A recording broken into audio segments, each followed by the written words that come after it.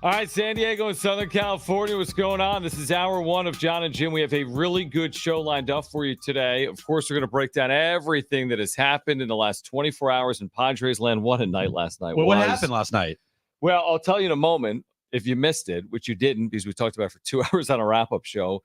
So we'll get into that. We'll hear from AJ Preller as well. J.D. Wicker, San Diego State's athletic director, excited to have J.D. Wicker swing by at 3:30. We are 1 month away from Aztec football here on the home of the Aztecs, San Diego Sports 760. Andy McCullough is a senior baseball writer for The Athletic. He's written on Clayton Kershaw, Padres, and Dodgers. He will join us coming up at 4 p.m. And Craig Mish, who covers the Marlins, is an MLB Network contributor with more on the Tanner Scott trade to the Padres. But we spent so much time yesterday, Jim, on the deadline and what it means and the acquisitions and how it could impact them. But then you just turn on the game and you're reminded why we all watch this. And it's not about the deadline. It's about the games themselves. And for the Padres to go down the way they went down, to a team like the Dodgers, to a pitcher like Tyler Glasnow, and to do what they did last night further solidifies that this team is different from what we saw, as we know, a year ago. Because a year ago, that thing is over in the top of the first inning. Over. And last night, for the 10th plus time this year, they quote-unquote found a way. 2 in the 9th on homers, the walk-off from Donovan Solano, and there's been a lot of games of the year. And again, you could say it was the game of the year, but the way they did it against the team they did it against the pitcher in Glasnow, was utter theater. It was brilliance. It was great. I don't know if this team is a team of destiny. I really don't, because there's so much time left. Like, we got 2 months left and a potential postseason. Yep. And a lot could happen. But what I can say, what it does feel like, is this team has it. Like, you know, if you were like, I don't know, like, oh man, that person has it. When you're watching a sports game, when you watch a player, when you watch, like, I feel like Jackson Merrill has it. Yeah, like, you can't describe it, but he just has something that other people don't have. You can't describe it. You feel like when you see, like, Anthony Edwards is the first name I thought of. Like, he has it. You know, like, some players just have it, and you can't describe it. Other players, you're like, yeah, I don't know about that. Yeah, and definitely. It's sometimes it's easy to see, sometimes it's not. Sometimes you can see it, sometimes it's debated to hell. Yep. But I really truly believe that this Padres team as a whole has it. I don't know what it like. It's hard to fully quantify, but they have it.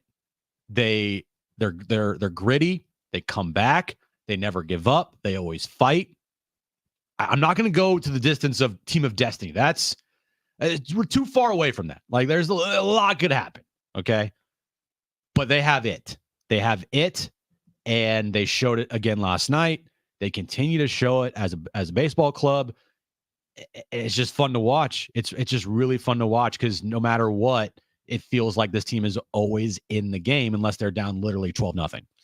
I agree with everything you said, but the amazing caveat here is that there's some teams playing really well in the National League, and there's so much baseball left, to your point.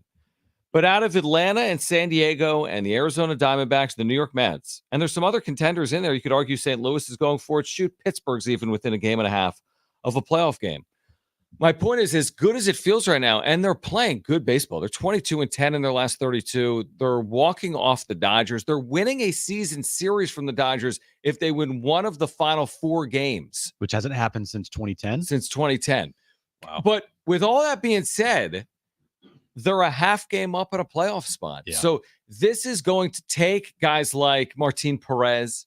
It's going to take guys like Brian Hoeing. It's going to take someone like Joe Musgrove being hopefully effective if he does return. It's going to take the full team. Last night felt like they're in, right? They're going to find their way in. There's so much work, to your point, just to get there. I like their chances. I think their chances are only going up by the day with the acquisitions, with the way the team is playing. But unfortunately, I can't speak to how the Mets are going to play, or the D-backs, or the Braves. But the way the Padres are playing, it's hard to envision for me that they don't have a very good shot to get in, but they're going to have to continue to prove it on field, because these other teams have played decent baseball recently too. Yeah, that's the only part of this whole equation right now at this very moment that it kind of brings you back down to earth.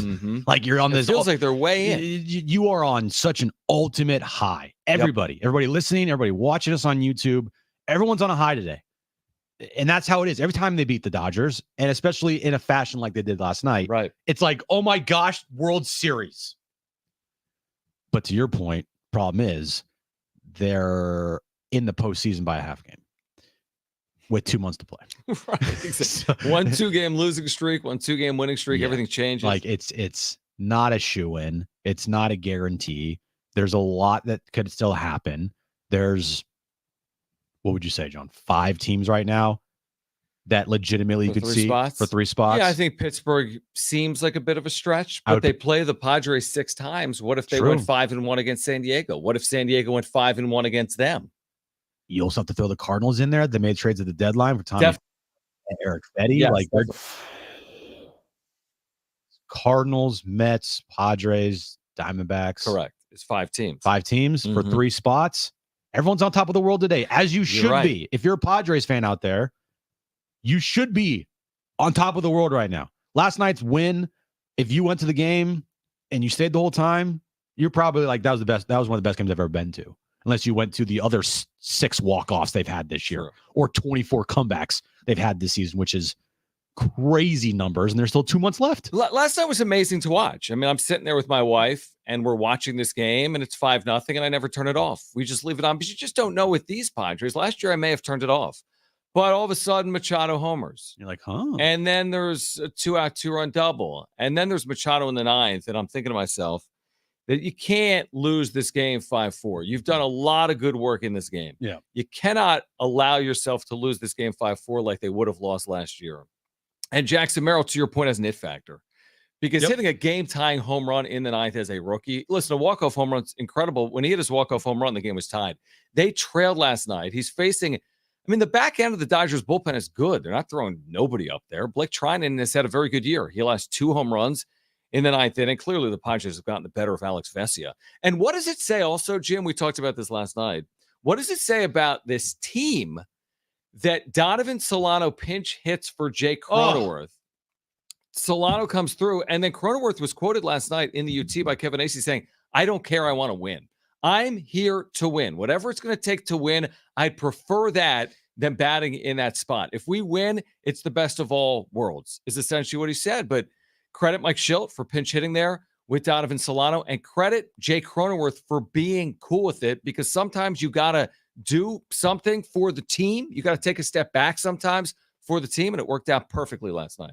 Slow clap. Yes. For Mike Schilt. Slow clap for Mike Schilt. Mike Schilt. And by the way, another slow clap for Mike Schilt for today, because guess who's in that lineup against the lefty? Donovan Solano. And guess who's hit Clayton Kershaw in his career? Donovan Solano. Yep. And you're getting to a point of your season now where you're entering the dog days in August. September's, I mean, this thing is going to be every day up and down, up and down, up and down. You can't worry about feelings. You got to worry about who gives us the best chance to win. And thankfully, no feelings are being hurt here, it seems like. And they shouldn't. When you have a chance to win, and you have everybody pulling on that same rope, which last year's team could not do, then it doesn't matter who's out there. If you guys win, that's all that matters. If you go 0 for 4 with 4 strikeouts, did we win the game? Cool. That's all I care about. Like, that's the part of your season that you are entering right now into August and September, be close as it is in the wild card race, where Manny could go 0 for his next 20 in his next 5 games. Did he go 5-0? Cool. Manny probably doesn't care. Like, that is where you're at. That's where we're at. That's where fans are at. The bottom line is, did they win or did they lose?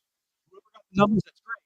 But did they win or did they lose? Last night, with Jay Cronenworth up against the guy who he has success with. I mean, we all remember 2022. One of the greatest moments. One of the biggest hits in the history of the franchise. Right. And guess who that was against? The guy who was on last night for Dodgers. He could have easily been like, Cronen's my guy. He's an all-star. He's an everyday player. He's got a big-time contract. He's a gamer. Love him. He could have easily said, you know what? I'll still Cronin. For screw the numbers. But he didn't. And instead, he went, okay, Donovan Solano has hit lefties at a very good clip this year at over 300. Cronenworth has struggled a lot versus lefties, and recently as well. If you look at his numbers in July, they're not good overall. So a guy that's struggling okay, we're gonna pinch hit for that guy. A guy that I put in my middle of the lineup every single day. He's at third or fourth every single day in my lineup. And you're gonna pinch hit for him. The 10th inning with the bases loaded. With Dom and Solano, I'm so happy it worked out because not only did it vindicate what Schulte did their move there, it also kind of like lets us know, like, okay, yes, everybody's on the same page. Everyone's pulling the same road.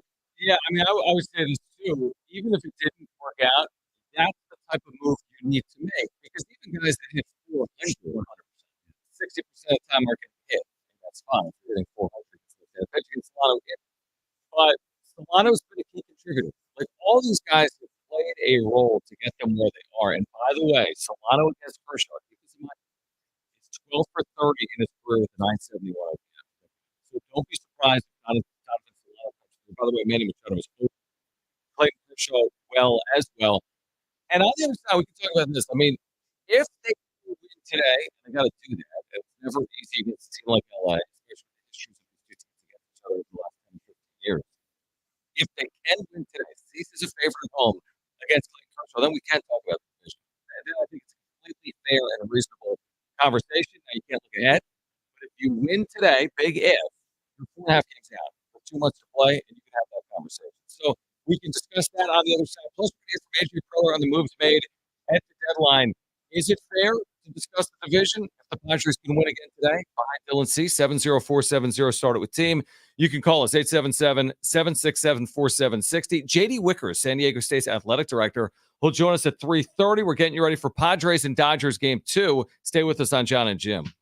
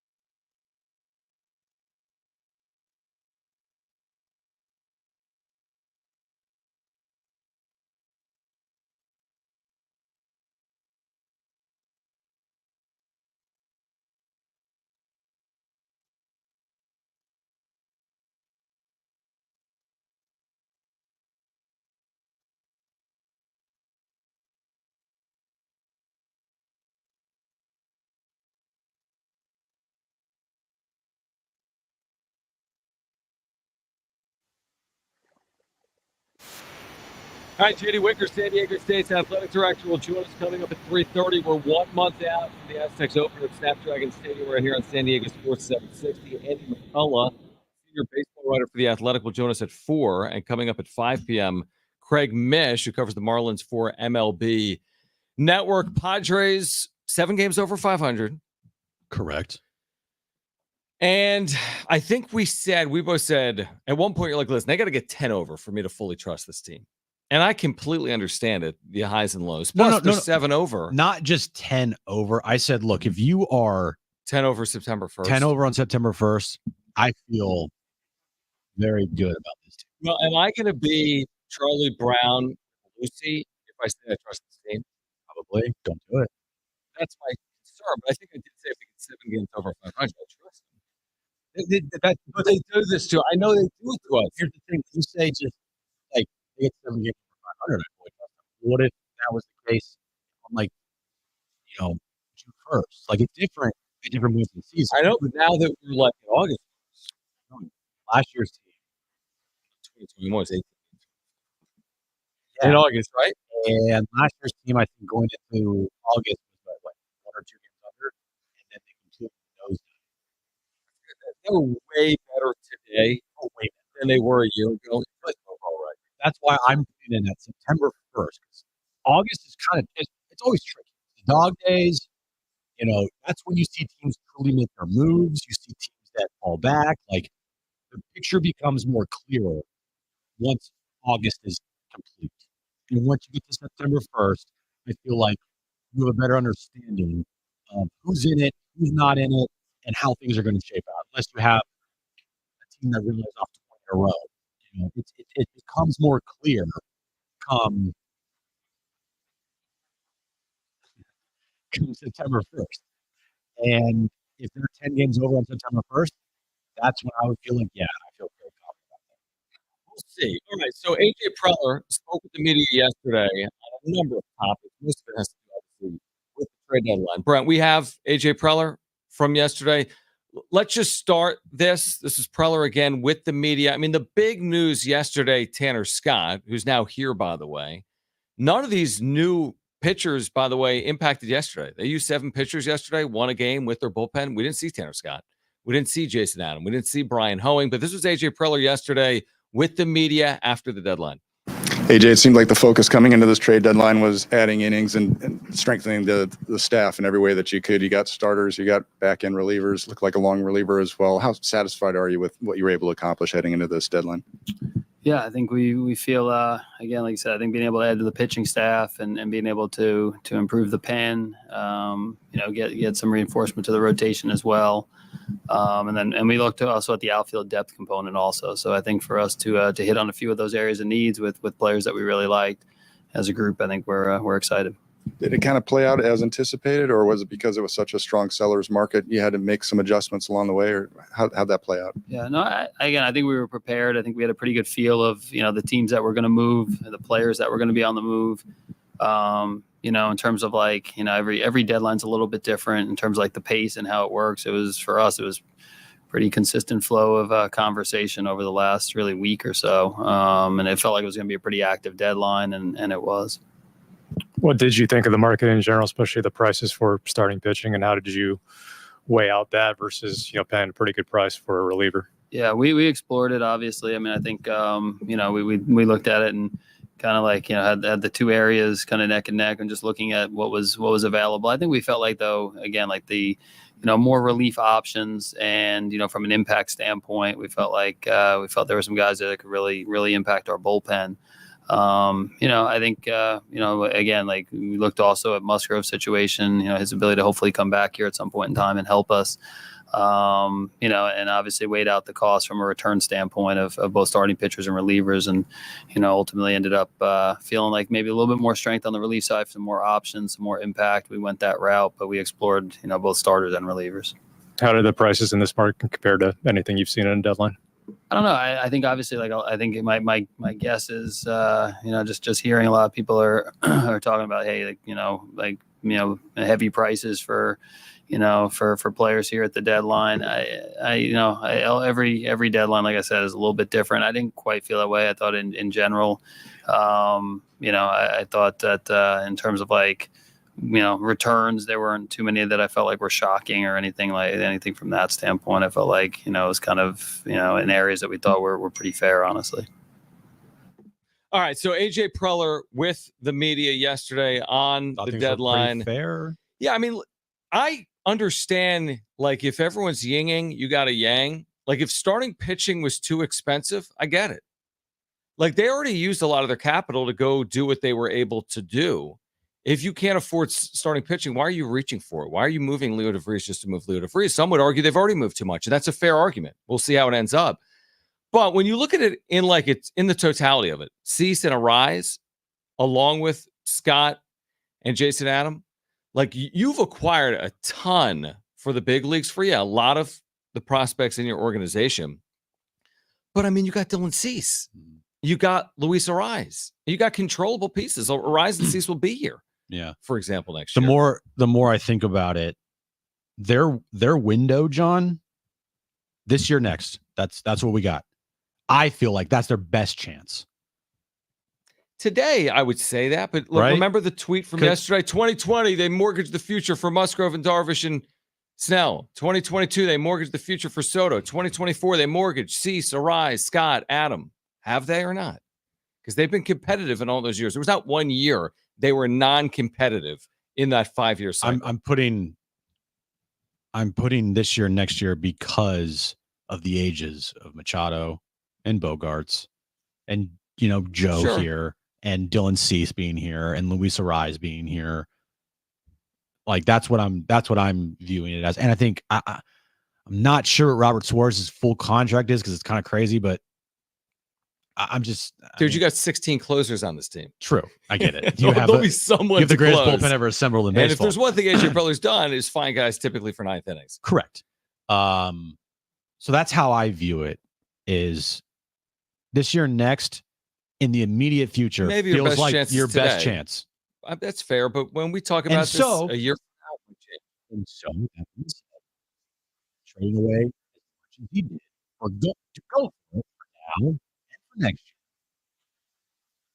I think as Padres fans, if you want to be concerned, but also I think saying that getting on board and getting on this bandwagon for now, sign me up, man. Let's go. Let's see what happens.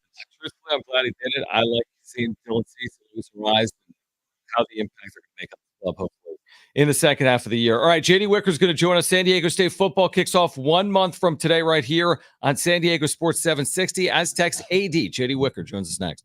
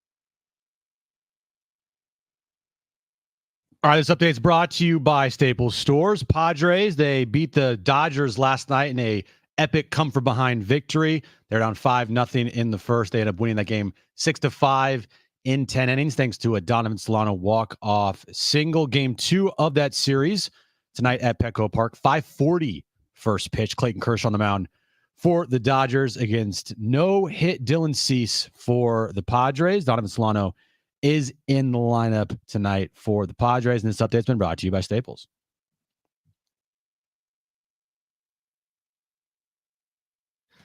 That's right. San Diego State football is a month away. 1 month from today, San Diego State, Texas A&M Commerce, Snapdragon Stadium, and the Aztecs athletic director, J.D. Wicker, back with us on the home of the Aztecs. San Diego Sports 760 and Jon and Jim, and Aztecs single game tickets go on sale tomorrow at 10 a.m. GoAztecs.com. Season tickets and mini plans on sale right now. JD, always our pleasure to have you back on the station. You got to be excited. 1 month out from San Diego State football, and Sean Lewis is the new head coach, and thanks for hopping on. Yeah, absolutely excited to be back on with you guys. It's been a nice summer, but ready to get rolling again. Actually met with the team this morning. They're having their administrative day today before they hit the field tomorrow. So got the opportunity to address the team this morning and then go watch some basketball practice. So football season this year, new coach, new staff, new everything, right? New slogans, all of that. Coming off of 4 wins last year with all the newness that this program has now, what are your expectations for this upcoming football season? Yeah, I mean, we, Aztec football for the last 13 or so years, our expectation is we're competing for a conference championship. So we went out and, post Brady's retirement, we went and found the person who we think is the best coach that's available, Sean Lewis, has had great success. They brought in a lot of, really good players, a lot of talent coming in. I mean, you look at what it is at quarterback and wide receiver, the type of offense that we're going to run. My expectation is we're going to return to our winning ways, and I realize people have picked us 8, which I love going into it, having a chip on our shoulders. And our expectation is always to compete for conference championship, so we'll see how that goes. J.D. Wicker with us right now, Jon and Jim, San Diego Sports 760. We've talked about this over the course of the offseason with you before, but you got a great home schedule. Oregon State, Washington State, Air Force among the 6 home games. What do you want Aztec fans to know? I saw the release yesterday. I think you got tickets all in, starting at like $20 or $23 per ticket. They're available tomorrow at GoAztecs.com. But what do you want San Diegans and Aztec fans to know about the home schedule and what's to come this fall? Yeah, it is a great home schedule. We open up with Texas A&M Commerce.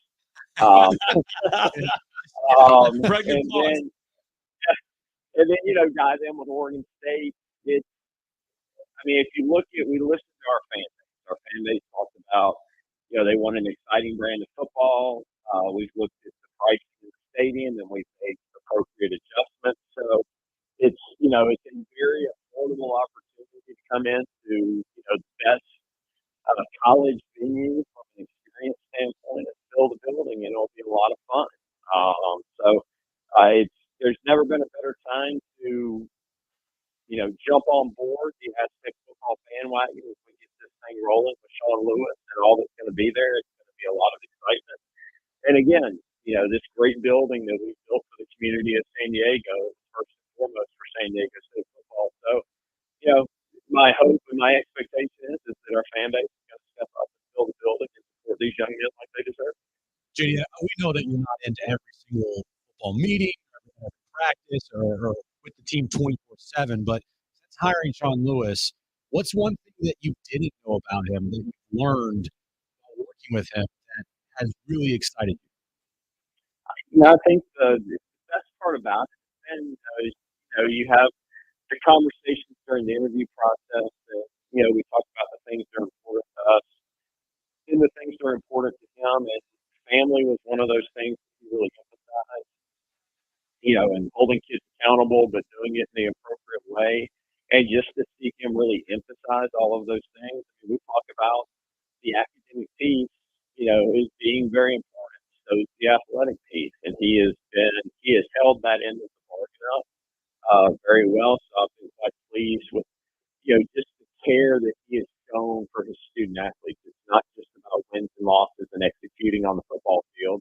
That's important, but it's about all the other stuff too. JD Wicker with us right now on San Diego Sports 760. You always spoke in the lead up to Snapdragon that it was going to be a year-round venue. It has been tonight, for example, Manchester United again in San Diego. How excited are you for that? I mean, multiple times you've got this international, superstar club coming to San Diego. You've got a series of international matches. What has it meant to use the venue well beyond San Diego State football, which is something you promised during the lead up to it?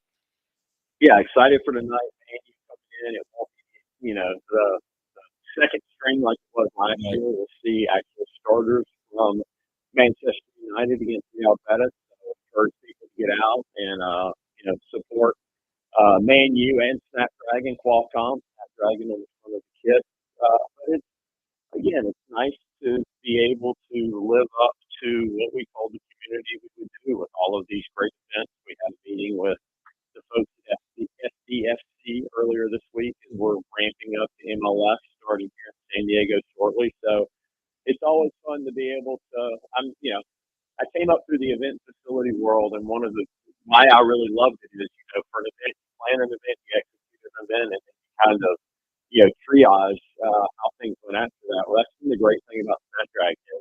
We had all the build up to it, we planned it, we executed it, and all the things we said we were going to do in Snapdragon, we basically done. So now we're just trying to outdo ourselves every year. JD, do you have a feel yet for what the impact of this House settlement, which is so far-reaching in college athletics, what it's going to mean for San Diego State athletics? I know that's a very general question, but for San Diego State supporters wondering about what's the future here of college athletics, what does it mean for San Diego State? What do you say to people about the House settlement and its impact here on your athletics? Yeah, I've read all 133 pages. The first half of it not nearly as exciting as the second half, but that's just the first half. There's a lot of legalese. I've read a lot of other, synopsis of it, what people think of it. And the first part is we've got to figure out what it's going to look like at the end of it.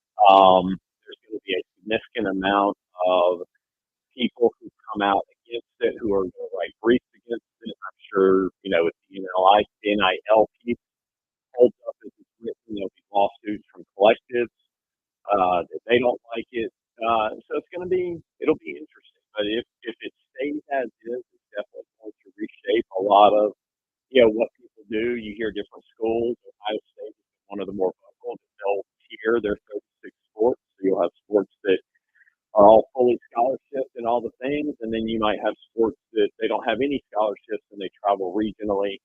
So we met as a deputy team, my leadership team yesterday, really started, diving into the particulars of what's in the settlement. And, I've told them to take the next 30 to 45 days to continue to have conversations. But I want to see what Judge Wilkins' preliminary thoughts are on the settlement as a whole. If she's happy with kind of all of it initially, or if there's things that she's initially going to say, okay, I think we're going to have some issues with that. Hopefully we'll understand what that is and then we'll dive into start planning, because one of the hard parts about this settlement is it may not be signed before the transfer portal and that first NLI opportunity open up for high school recruits to sign, football transfer portal. You may not have all of the information. Student athletes are moving, and if the settlement happens, a football transfer, well, they're making their decision before the settlement happens. So how do you handle that rev share and those other pieces? So it's going to be an interesting process, but we'll work through it. And I know this, at San Diego State, we have always figured out how to be competitive with the big boys, played in the national title game. We've been very successful in football, and we'll continue to figure that out. We said that, San Diego State and Snapdragon Stadium has had a lot of sporting events, soccer, rugby, lacrosse, everything there. One of the things that has not been a Snapdragon Stadium is a bowl game, but now Snapdragon does get a bowl game, and it's a big one, the Holiday Bowl. How significant is it to have the Holiday Bowl at Snapdragon Stadium this winter? Yeah, we're excited to have the Holiday Bowl back in Mission Valley. It's been there always. Obviously, had to find a different place to play while the stadium was being constructed. But we're excited to welcome our partners. opportunity. Mark Neville and his team have done so much beyond just the Holiday Bowl, but we're excited to give them a true football venue and where they can really be successful. They have lots of revenue opportunities in our building, between premium and regular seats and concessions and all these different elements. So it should be a win-win for both. JD, before you go, just on some of these Aztec for Life student athletes in the Olympics. I mean, Sanders Shoffley's had this incredible year with the majors. Now he's competing again in the Olympics. He's already won gold in 2021 in Tokyo. You have Shanika Ricketts, who was a former NCAA triple jump champion at San Diego State. She's carrying the flag for Team Jamaica. How proud does that make you to see San Diego State student athletes succeeding on the world stage? Yeah, it's been fun to watch, what Sanders done. We've texted back and forth some after the PGA and then the Open Championship. So, excited to see, his growth and that he's finally, shed that label of the best golfer without a major, and now he's got two and can really add to it this week in Paris starting tomorrow.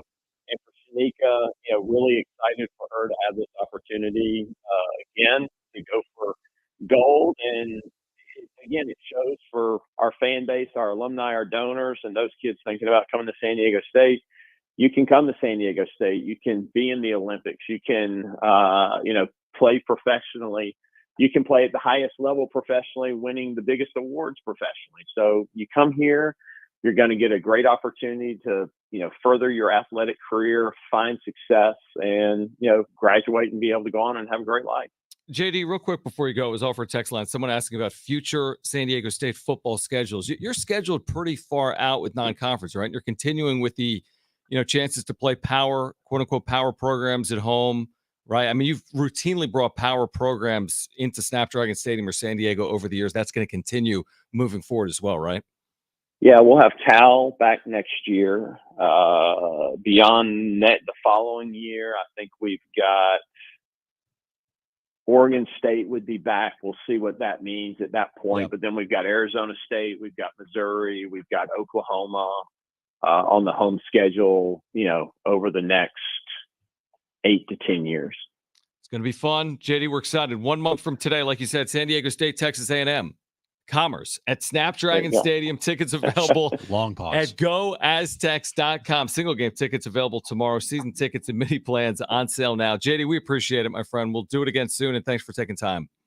All right, guys. Appreciate it very much, and looking forward to John Schaefer, the voice of Aztec football, on 5 o'clock, that first game. Texas A&M. Can't wait. Are you doing color for me, or is that going to be Rich? I assume it'll be Rich. I mean, we'll see. I love it. And the only thing we've got to be careful of is bar cart Fridays when we have Friday games. Very good point. We'll have to work on that. That is a very good point. JD, thank you for doing it. All right, guys. Appreciate it. Go Aztecs. JD Wicker, San Diego State's athletic director. We'll hear from the newest Padre on the other side, Tanner Scott. Stay with us on Jon and Jim.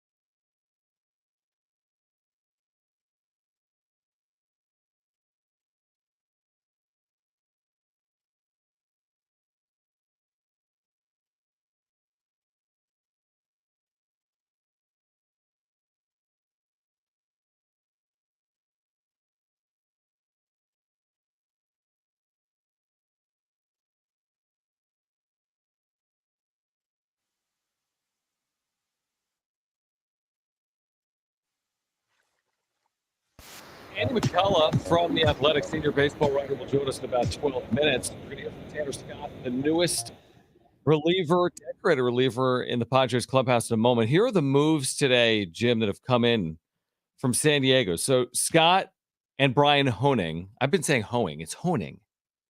I like hoeing better. Yeah, whatever. Brian Honing So does the text line. have been activated. Martin Perez, veteran starter that they acquired from the Pirates, he's been activated.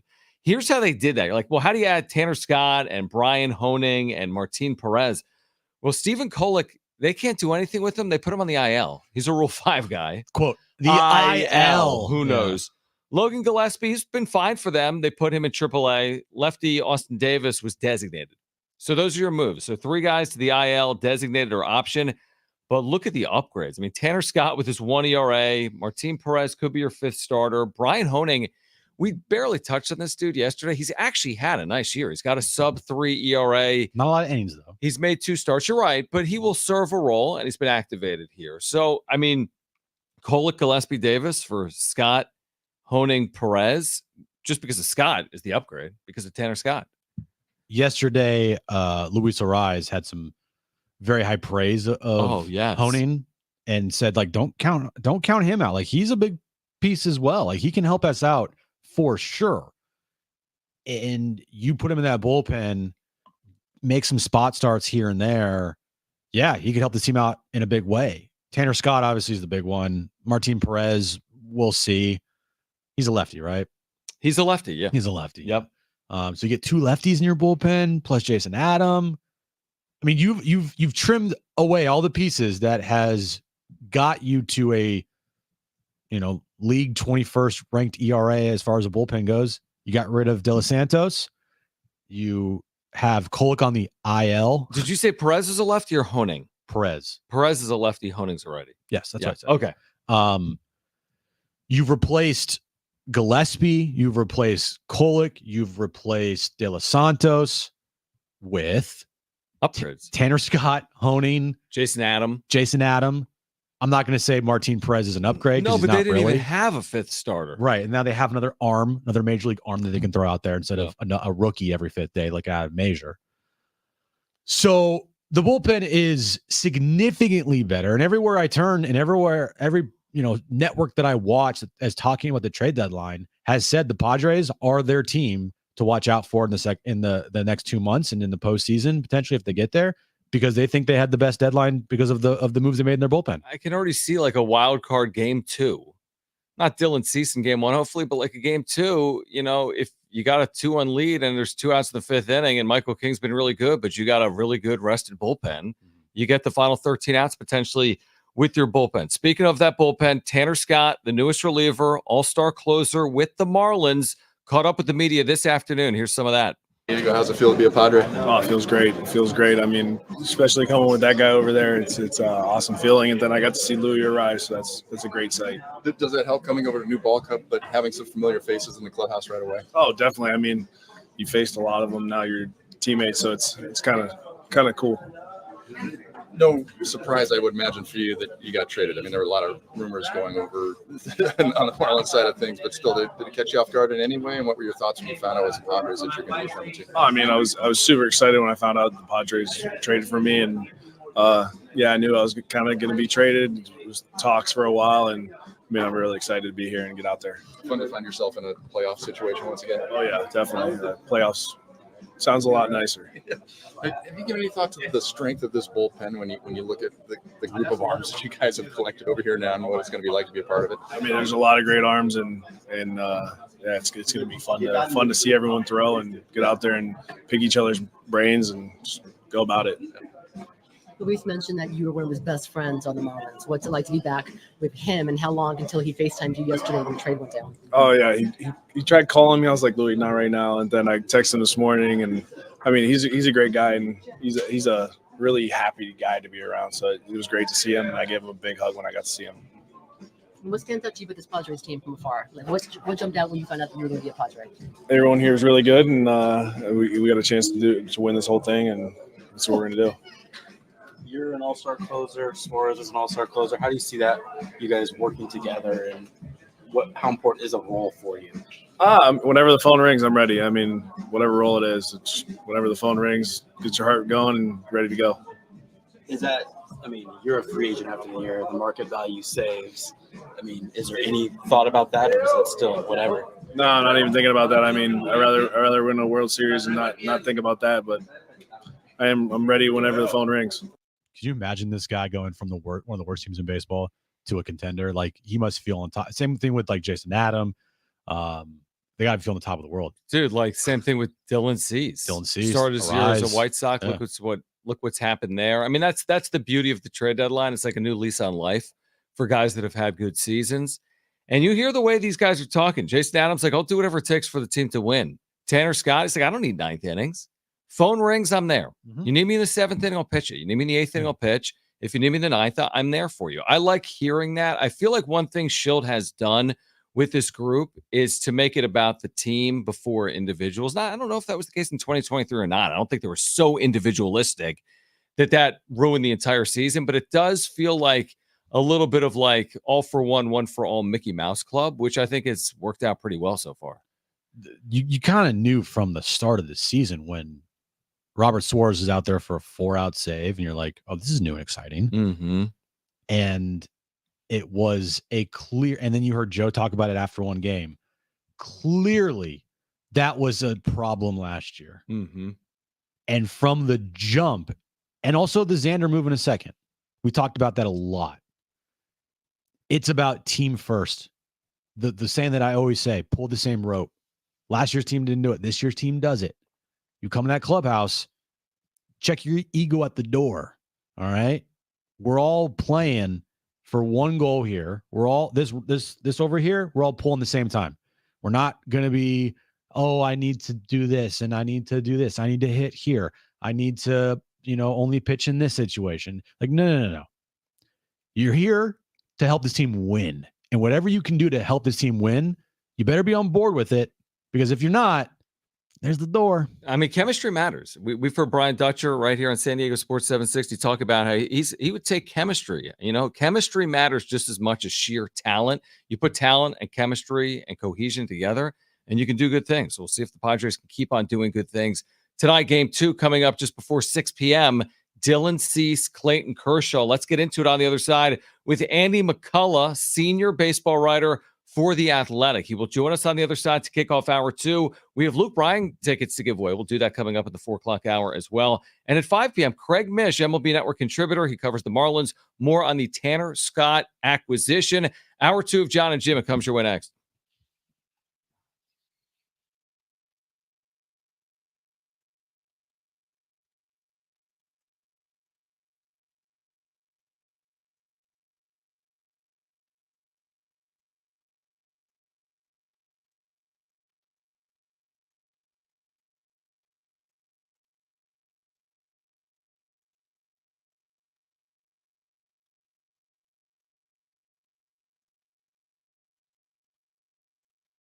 All right, hey guys, it's Schaefer. Listen, you got to get to Circa Las Vegas. We've truly found paradise for sports fans. We were there earlier in July. We're heading back in August. It's a sports lover's dream. It's as simple as that. You have to see it to believe it. It's got this amazing sports book. It's the largest in Nevada. It's incredible.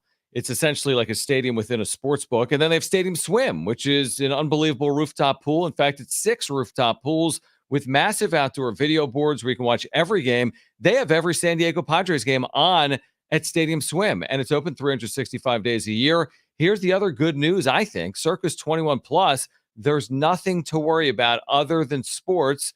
And speaking of which, they've got these amazing pro football contests. They're back. Circa Survivor, Circa Million, now up to 16 million in guaranteed prizes.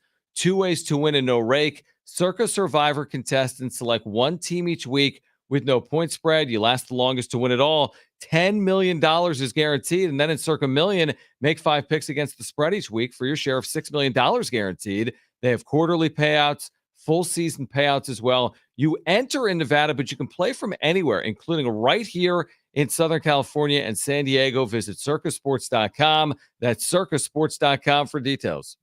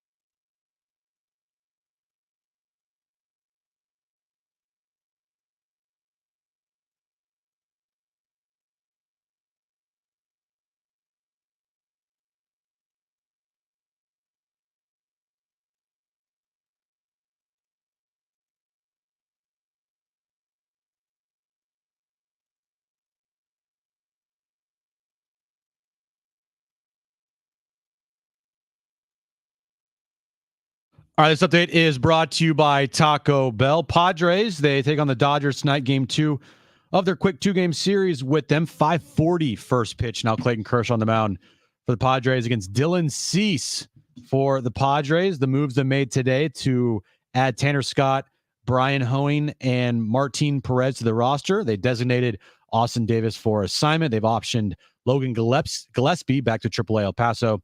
And they play Stephen Kolek on the, quote, 15-day IL with right forearm tendonitis. The new Lux Cravings box from Taco Bell with cheesy, crunchy favorites, chips, and nacho cheese sauce, and a drink for just $7. Try it at a participating Taco Bell stores for a limited time. While supplies last, price and participation may vary. Drinks exclude freezes, taxes extra.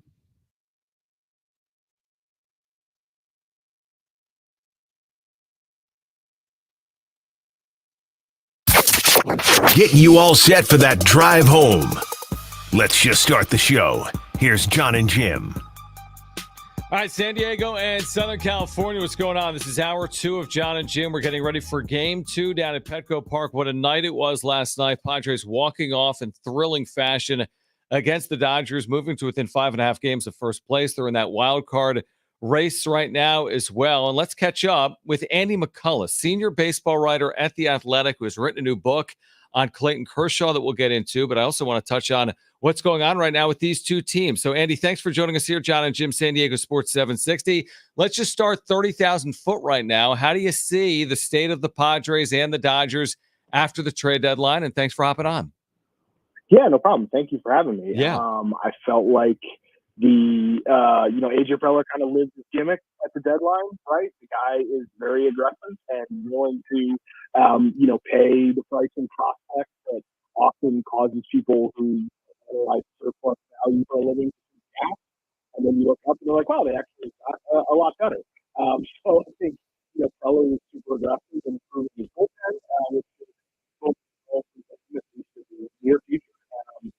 The Dodgers had, so much is just going to depend on which version of Jack Flaherty they're getting. Is it the guy who has been closer to a number 2, number 3 type starter this year for Detroit, or is it the guy who really struggled in the previous season in the first time with Baltimore? So they needed a starter. Flaherty was probably the best starter who was traded at the deadline, so they did okay to pick him up, but it was kind of, for the Dodgers, it was kind of a low impact deadline. With San Diego, it felt like more meaningful for their current process. The Dodgers haven't been the juggernaut like they have been in the past, even though they made the moves of all moves this offseason with Ohtani. If the Padres beat the Dodgers tonight, 4.5, the Padres are 4.5 back heading into August. Should there be any view of this division being erased on the stretch, or division that happened here, and the Padres most likely have to be a wild card? Yeah, I think it would be pretty ambitious. The Padres are going to make this a real race going down the stretch. But they are a good baseball team, and the Dodgers have had some issues, especially kind of in the last couple months. So it's a bit of a mess. The bullpen's been kind of jacked up, and they're kind of still trying to figure out what their rotation is going to look like moving forward. This year, 5.5 games is pretty significant. Also, a race in a week or two. So who knows? I just think in terms of talent, it's not a team that's good club, and they are well situated. They to do some damage. Andy McCullough with us right now, senior baseball writer at The Athletic. How do you compare expectations between the clubs? I'm assuming after the Dodgers offseason, with the way they spend traditionally in the games they win annually, it's basically it has to be World Series lost heading into this year. I don't know if anything's changed. From San Diego's perspective, if they get in, is that a good season, or do they need to do more than that?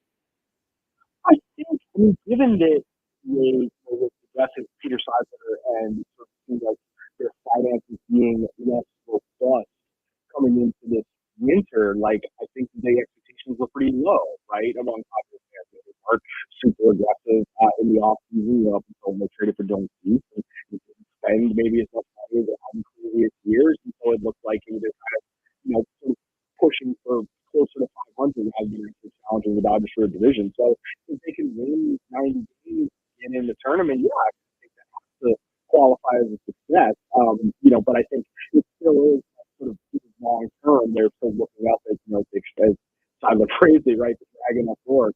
They still kind of have to deal with that over how it's the next 5-10 years. Last year, the Padres went into the season with crazy expectations that we just talked about with the Dodgers this year as well. Like having Juan Soto, signing Xander Bogaerts, it just didn't work out for them for whatever reason. And this year's team is better than last year's team with lesser talent. What do you think the difference is between this year's team and last year's team, in your opinion? And also, by the way, the manager as well.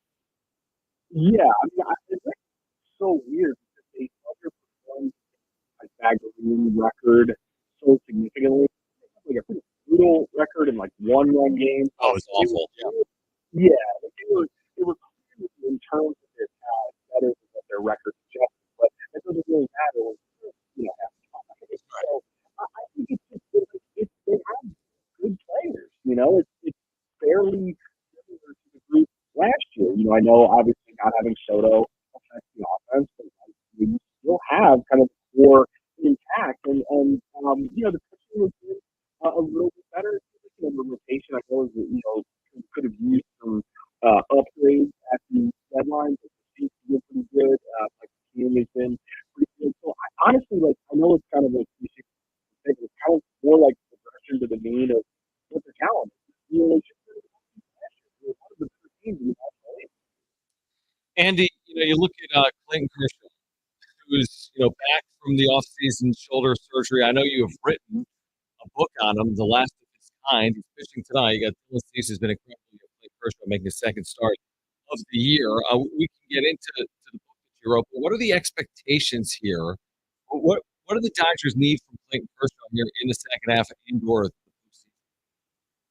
Yeah, I think that when the offseason sort of ended, Kershaw signed with the club late, in the winter, he kind of almost looked at it like a cherry on top of their offseason, a nice insurance policy given all the talent they've got there, Tyler now, Yamamoto, etc. But the way that the injuries are shaking out, they kind of need Clayton Kershaw to be pretty close to a version of Clayton Kershaw. They need him to be a good major league pitcher. And to do that, his first start was encouraging. I think he'll be a test, basically a better offense in San Diego that has had success against him in the past. And so it'll be interesting to see how his stuff plays against this, fairly tough lineup. But yeah, the Dodgers need to be a good pitcher. They have had so many injuries to their rotation that it's not shocking at all to think that he would be starting in a postseason. Which I think when they were mapping it out, a few months ago, it's like, hey, look, if he's pitching well enough that we were considering him for starting October, that's a good call to have. But now it's kind of more like they need to be pretty good. Andy McCullough, senior baseball writer at The Athletic, who has written a book on Kershaw, the last of his kind. So you would have better perspective than most. I mean, from your perspective in putting something like this together, I'll ask you from this angle. Is his legacy completely secure? I mean, again, he got 2020. We could argue the merits. Certainly people would in San Diego. But, does he need to do it? Does he need anything else beyond what happened in 2020? Because it feels like a portion of the legacy has to be postseason successes and failures. That's part of the story, isn't it? Of course, yeah. I mean, that's a big part of the book. It's a big part of his career. That sort of the quest he had trying to win a title. I mean, what is his legacy? I think it's on who you are. I think he talked to his peers. He's the best pitcher of his generation. He's someone who, has been sort of a model of, success throughout his career. He's been basically dominant every time he's been healthy in his career, and even the times when he was, less than healthy. He's sort of been really one of the last pitcher. He was really, sort of the connective tissue to what an ace was supposed to be. Sort of the metrics of measurement of pitchers, sort of the change and starting to change and all that sort of stuff. But then, he's also the Giants of the Padres. He's a choker in the postseason. It's all. So, what is his legacy? He's going to be the first ballot Hall of Famer. He's won a World Series. He's the first pitcher to win an MVP in the National League since Boston. I would say his legacy is secure, but he also certainly would very much like to win another title. So that seems to be true. If the Dodgers don't win the World Series this year, is Dave Roberts safe in your opinion? It depends on how it goes. I think it depends on how it goes. I mean, look, it should be the state. It's a different question until I think, Roberts was taking a lot of criticism during his time in the Dodgers. I've, written plenty of things critical of the decisions he made and postseason and stuff like that. And at the same time, like, he has the record of any manager in baseball history for a reason. Because certain things really well. As the club, sort of maintained this sort of dominance in their division in the regular season, despite cavalcades of injuries in recent years, dealing with scandals and all sorts of problematic situations that he helped diffuse. Should he be taken? I probably should. Probably should get a contract extension. But you're also, if you're putting if the situation is to be believed, kind of how the Dodgers framed it heading into the year, they were World Series for us. Roberts would be the one who's most at risk in that scenario, just because, look, Andrew Friedman's not going anywhere, right? Like, he probably won't go anywhere anyway, but there's also a key-man clause to show that probably can opt out if Friedman ever departs the organization. So he's not leaving anytime. Roberts does not have that same sort of protection. I think, I really don't know, but it's, he is the person who, like, in situations like this, the manager is the one, fair or not, who bears the brunt of the scrutiny. Curious to get your thoughts. Final one from me, Andy. Before you go, just you've covered baseball a long time. You remember the Padres before they were this relevant. I mean, it's amazing the relevancy of San Diego. There's a lot of factors in there. They're spending, the Chargers. It's not just when they play the Dodgers. There's 45,000 people there. They play the Rockies on Tuesday night. There's 45,000 people there. It's one of the great draws in Major League Baseball. How do you see it from your seat? Kind of successes of San Diego. You look around baseball, watching Orioles games, it's half full on a Tuesday night. There's 20 games over 500. Have been under 500 this year, playing in front of 45,000 people. How do you see the successes they've had at the box office, the marketability of San Diego? Yeah, I mean, I think it's great for baseball, and I think it's a model for how a lot of other franchises should conduct themselves, frankly. Yeah. I think, Peter Seibler's willingness to spend money and willingness, to sort of invest in the product and invest in, building a relationship with the community, that thought that other folks hadn't tried to do that, but taking, advantage of the Chargers leaving and making it so that they are this, sort of huge draw. I think it's great. I think it's something that other teams should be doing. And selfishly, like, I am always happy when the Padres are in the postseason. Do you think I want to go to St. Louis in October or San Diego? Exactly. To cover the playoffs, man. Yeah. Like, sign me up for San Diego. So yeah, I think that it is, like I said, it's a good thing for the sport and something that other owners should look at and wonder why they're not doing it. Andy McCullough, senior baseball writer at The Athletic, has his brand new book on Clayton Kershaw, the last of his kind, available right now as well. Andy, we appreciate you doing it in San Diego. Hopefully we can do it again at some point in the second half of the year, and thanks for hopping on. Sounds good. Thanks for having me. All right, Andy McCullough from The Athletic will react on the other side, plus the wrap, plus this hour, your chance to win a pair of tickets to see Luke Bryan at the North Island Credit Union Amphitheater on August 8th. Stay with us. Plus, as you know, because the Olympics are underway, iHeartRadio is the exclusive audio home of NBC's coverage of the 2024 Paris Olympics. And this NBC Olympic report is brought to you by Islands Restaurants, your local paradise.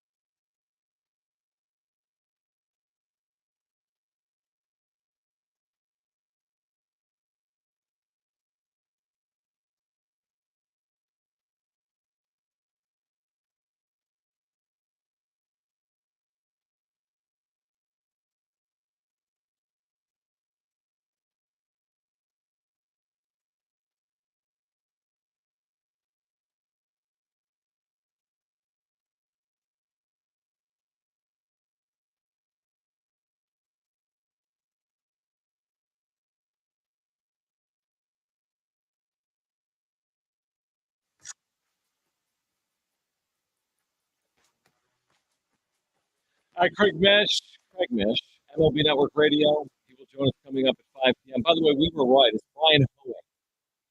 So, once and for all, you see published something this afternoon.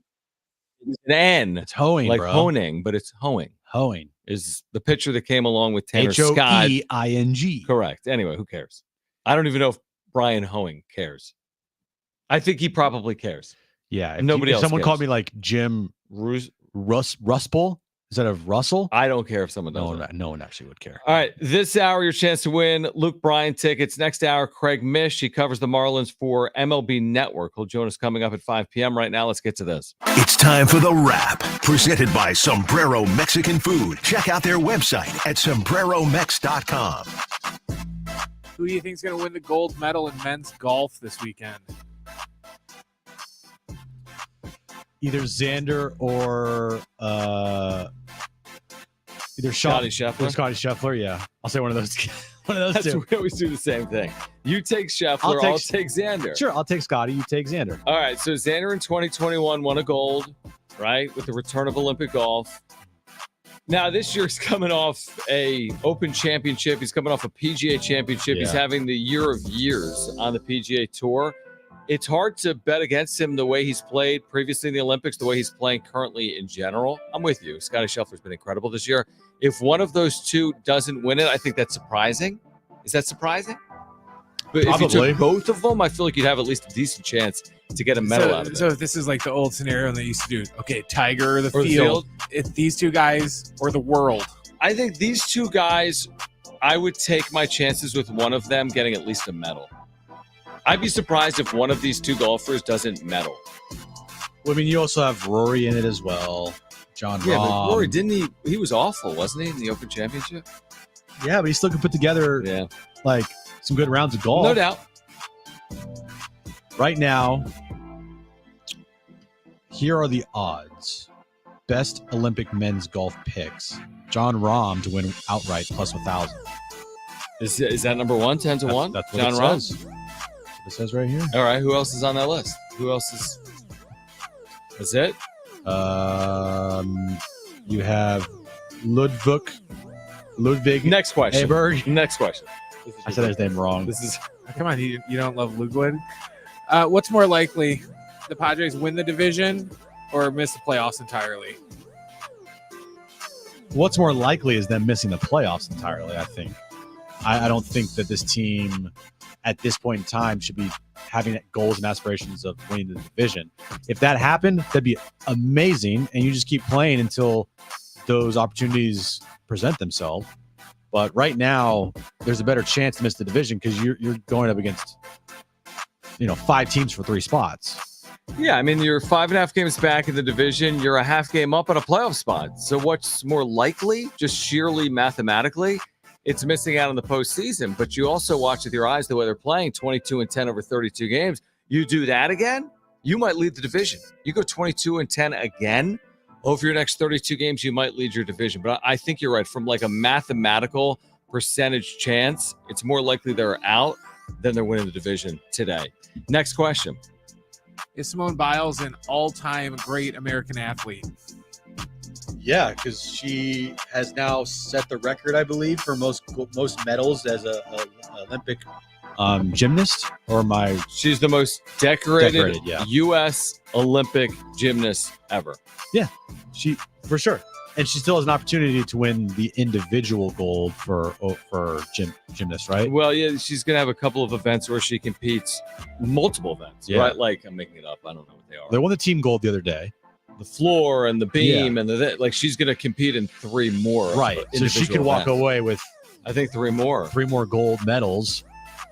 Yeah, dude, she's one of the best Olympic athletes ever in the United States. Yeah, it's just a different way to look at things. I mean, obviously, a lot of sports talk radio is team sports. We talk about like baseball and football every single day. We don't talk about gymnastics. It's just different. But from just a dominance level, 8 medals, 30 world championship medals. She's the most decorated gymnast. Forget U.S. gymnast, just gymnast in history with a chance to do more here in 2024 in Paris.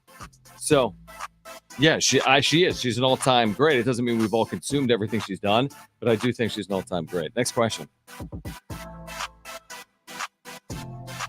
Which game so far has been the game of the year for the Padres? Dude, such a great question. There's a lot of options.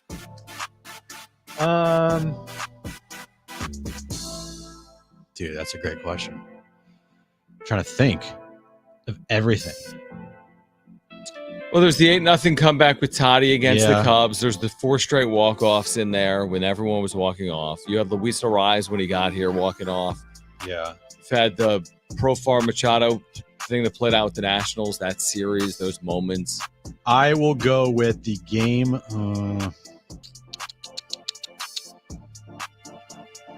I think the Nationals game when I'm gonna pick the Nationals.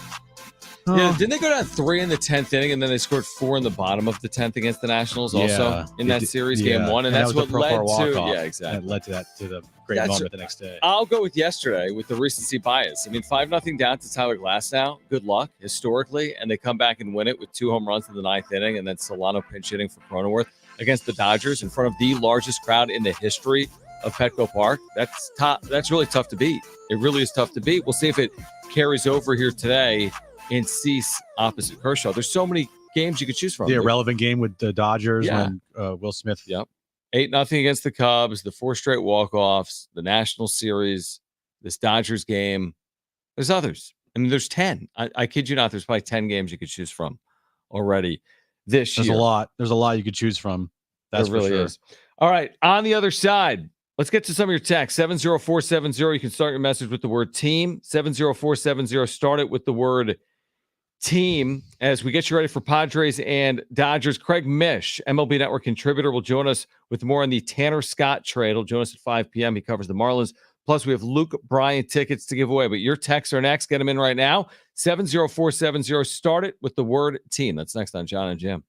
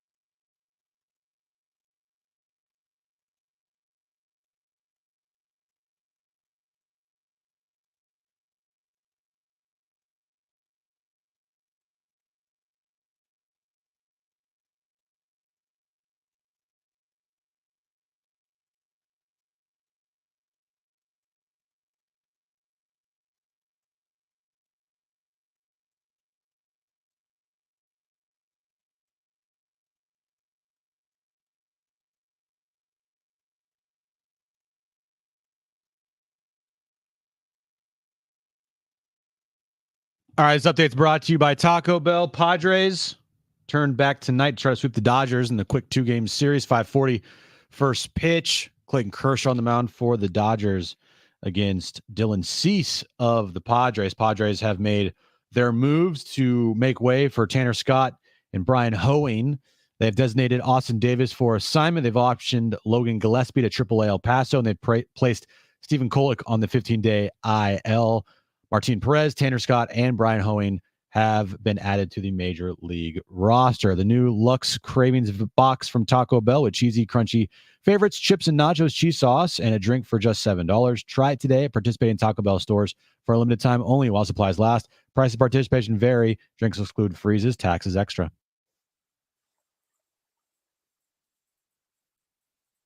All right, text line is open. I mean, I guess it never really closes. It's like a text line.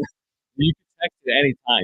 You could be sleepless, like you're just like in bed and you have nothing to do. You could just text 70470, start it with team. Now nobody's gonna be there. No, but they will be. But it'll accept seen. it. Yeah, I mean, at some point, maybe someone will see it. Speaking of texters, we got one earlier in the day. Did you guys see? I saw it on my Facebook feed. The Padres fan that made this sign that said, "At least welcome to a stadium that doesn't smell like urine." We did. That's from one of our texters. I know. One of our very viewers on the loyal wrap-up show. loyal viewers. Yeah, because he's like, "Hey, did you see my sign?" It said, then he said what it says. I was like, "Oh, I actually did see it." Yeah, we did. Because it got picked up on John Boy or something. You know something we didn't touch on? I mean, it's kind of water under the bridge at this point, but there was a moment in the 10th inning where Dave Roberts tried to change relievers. Oops. But essentially didn't understand. I think he understood the rule, but he wasn't aware of it when he went out there, and he couldn't change relievers. And then Solano comes through, which is just so great when you consider the moment. You know what I mean? It's like you've come all the way back. Now Dave Roberts is out there like kicking and screaming and whining. And then Donovan Solano comes through, and then Dave Roberts postgame was like, "Oh yeah, I wasn't allowed to like change pitchers, and I was up in arms about it." It's kind of like chef's kiss stuff, just to add to a great night. You also have that situation play out. No, I'd absolutely kill like if that was the Padres manager and that played out and that's how they lost. I would like never let that go. Like the Tingler thing years ago where they screwed up the DH spot in the lineup. She'll completely outmanaged Dave Roberts last night. Correct. Completely Yes. outmanaged. Bullpen usage. Yep. Everything. Yeah. And they didn't even use any new arms yesterday, the Padres. It was all none of the new guys were here before the trade deadline happened. And guys that aren't even on this roster anymore. Gillespie's gone. Kolek's gone. Yeah. So this we talked about earlier too. 602 saying Padres, you mentioned this, 25 comeback wins. Last year, total of 27. I can't even believe that. 7 walk-offs this year. Last year they had 2. Chemistry and coaching managing makes a difference. I don't know how to explain it. It's how we started the show, Jim. It's an it factor. I don't know if it's Mike Schilt. I don't know if it's Jerks and Profile. Like, I don't know the reason. I just know it's happening. We've said this a lot this year. Why were they bad in 2023? I don't know. Why are they better in 2024? I don't know. But it's just happening in front of our eyes day in and day out. Yeah. So just take it for what it is. Yeah. You see they have an it factor. Jackson Merrill is a huge part of that with his season right now. He's not the rookie of the year, but he is one of the best rookies this season. He is the best rookie that this organization has seen since Khalil Green. I mean, Khalil Green had an amazing season in 04. That's 20 seasons ago. That was a long time ago. 04, I was in what? Diapers. No, I think I just started my sophomore year of high school because I graduated in 07. No? Yes. What? Yeah, I was a sophomore in high school. Last time the Padres had a rookie on this team that you could say, like, that is ours, a homegrown talent through the organization performing at a high level. They haven't had one since then. And now you're 100 years old.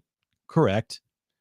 So you are too. I'm older than you are. You are, yeah. Yeah, I mean, no, that's a very fair point. I mean, what the production they're getting out of Jackson Merrill has been unbelievable. But like, I go up and down the lineup. It's like you don't have 25 comeback wins because of Profar. You don't have 25 comeback wins because right? Like it's like everybody. There's been Solano, there's been Higashioka, there's been Tatis, 8-0 against the Cubs. I mean, they've all played a role. The amazing part to me, real quick, is you've done all this, and I look at the standings, and they're a half game up in a playoff spot. Yeah. That's still the amazing part to me. That's the down part of it all. That's the like, Like it seems hard to imagine that's possible. By the way, 619 saying best Padres moment this year? ? There was that no hitter as well. That's too obvious. The last time Dylan Cease pitched, right? We're gonna see him tonight. In my head, I'm only thinking about the like walk-offs, comebacks, or like comebacks. Yeah, it's true. It's not like 8-0 dominance. The no hitter was a top 10 moment in franchise history. Yeah. But as far as like the game went, like it was a 3-0 win. There wasn't, and besides the no hitter, and I can't say besides no hitter because it was obviously an amazing moment, but like, I don't know, walk-offs for me are like crazy. I mean, as far as like excitement goes, this, you know what? I'm gonna stop talking to myself in a circle. The no hitter, awesome moment for sure. But there's also a reason probably why I didn't think of that one first. I was thinking of like walk-off wins, comeback victories, some the moments where you're thinking to yourself, there's no way they're going to win this game, and they somehow figure out a way to win it. Why do you hate Dylan Cease? No, I mean, here's the thing. If it was the first no-hitter in franchise history, I think it's more top of mind. Also, if it happened to be a perfect game, and also if it happened to occur at Petco Park, which has never happened, right? Oh, for sure. By the way, real quick, last year, this year, we always do it. Extra innings this year happened last night, 4-1. Last year, 2-12. Started 0-12. Yeah. This year, 1-run games, 12-12. You say, well, that's rather pedestrian, right? No, it's not. Second. They were 9-23 last year. Walk-off wins last year, 2. Fewest in baseball. Walk-off wins this year, 7. I think it's the most in baseball. How about this? What is this? Wins when trailing or tied in the 7th inning. This is amazing. Wins when trailing or tied in the 7th inning. They've had 20 this year. Is that good? And they only had 18 all of last year, playing another 50-plus games. So it's just, again, I can't put my finger on as to why. I don't think it means Bob Melvin's not a good manager. I just think that this has worked out much better under Mike Schilt this year for whatever reason. And there's 2 months left. Right. They have 50-something games left in the regular season. Yeah. I mean, if you want to blame Bob Melvin for last year, then no, I mean, it's not, and I'm not. I'm really not. But I will credit Mike Schilt. Yeah. Not for all of it, but I will credit Mike Schilt for what's happening here. Yep, I will too. If this team wins, you have to credit him for whatever he's doing to help them and put them in a position to be where they are right now and be better than they were last year and to be in the thick of it. And frankly, like we talked about the other day, I think is a top 10 team in baseball right now. Well, according to the UT Power Rankings, they are. Oh, the UT Power Rankings. I'm right. Sorry. Whoa. Well, after last night, they're probably number 1 now. Oh my goodness. No, the Dodgers are still number 1 in the UT's power ranking polls, probably. By the way, someone just asked, I don't think they are. Maybe it's the Phillies right now. Who cares? But someone asked, why couldn't Dave Roberts change pitchers? 3 batters came to the plate. They just intentionally walked one of them. It had nothing to do with that. It's that the catcher paid a visit after the batter was introduced. Therefore, the pitcher had to face that batter. Yeah, you can't go out and do back-to-back mound visits. Correct? I don't know if it was the back-to-back mound visits, Jim, or if it was the fact that the batter had been introduced. The batter was introduced, but Mark Pryor went out there. Correct? Or am I wrong? Yeah, I don't even. Smith? Honestly, I don't even know because the volume was off, and we didn't even discuss this last night until late when we found out it was like playing out with the media. I think it was Will Smith. And there was also a clock violation in that whole sequence as well. Well, that was well when Dave Roberts went out there, Yeah. that was considered the clock violation, right? Because he stalled and I don't know. Whatever played out, it was a thing of beauty for the Padres. Perfect. And now it's like you get tonight, and you're really rolling. And if you don't, it's like you're kind of back, you're back where you started. I mean, it's a split of a 2-game series, and I don't know what it is tonight, but I'm telling you, the Padres have to be, a decent favorite tonight. They actually are the favorite for like the first time ever. What, In a long against? time. Yeah, they're the odds. They're favored tonight. Yeah, they are -135. So -135 behind Dylan Cease. Dylan Cease has been the best pitcher in baseball. He just has. I mean, he's been the best pitcher in baseball here recently. How could you not be favored tonight if you're the Padres at home? And his they are. last 3 starts, John, tell me if this is good or not. 22 innings pitched, 0 runs allowed, 2 hits, 30 strikeouts. It's amazing. I mean, it really is. It is incredible. And they have a chance to finish off the month of July on a high note. Their last 32 games, they're 21-11. Is that what it is? Even I've been with saying the- 22 and 10. Even with that losing 6 of 7, 7 of 8. 7 of 8. Sorry. Yeah. I shortchanged them. Playing good baseball. I mean, they are. You know what time it is, John? What? Schilt season. It's Schilt season, second half. I think they're 8-2. All right, call right now if you want Luke Bryan tickets. We've got Craig Mish, who covers the Marlins for MLB Network, will join us at 5 p.m. with more on the Tanner Scott trade. So Craig Mish at 5 p.m. But call right now if you want 2 free tickets to a sold-out show. Luke Bryan, North Island Credit Union Amphitheater, August 8th. The number to call is 877-767-4760. You need to call right now. First 2 callers will be our contestants for trivia. Again, the number to call is 877-767-4760. We have 2 free tickets to a sold-out Luke Bryan show at the North Island Credit Union Amphitheater coming up very soon on August 8th. Call right now. First 2 callers will be our contestants. 877-767-4760. Call right now. That's next.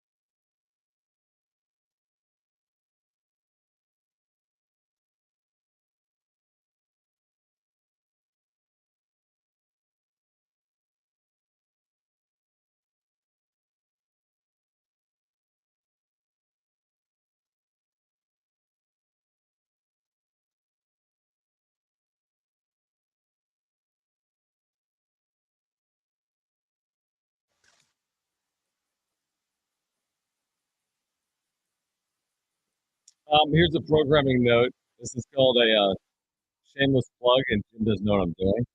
What are you doing? I sat down with Wayne McKinney as a third, and you can watch that conversation on the YouTube channel. Must be nice. Yeah. Actually, I've sat down with all 8 Aztec basketball newcomers, and every week you could watch my conversations with these newcomers on the Aztecs YouTube channel tomorrow at 11 a.m. Look at you. So just Look at you. stand by. I'll send you a link when it's out. Oh, cool. Tomorrow at 11 a.m. Okay. Okay, at 5 p.m. today, Craig Mish, MLB Network contributor. He's going to join us. He's covered the Marlins for a long time. The Marlins are really active this year in terms of getting rid of their players. Jens Chisholm, Luis Ariz, Tanner Scott, others. I give them good grades for doing that, unlike the Rockies that did nothing. But idiot Dick Monfort. Idiot. But Craig Mish, MLB Network, he will join us coming up at 5 p.m. We have a really good giveaway today. We've had it all week long. So we'll play for Luke Bryan tickets, North Island Credit Union Amphitheater on August 8th. Craig Mish coming up at 5 p.m. And right now, let's do it.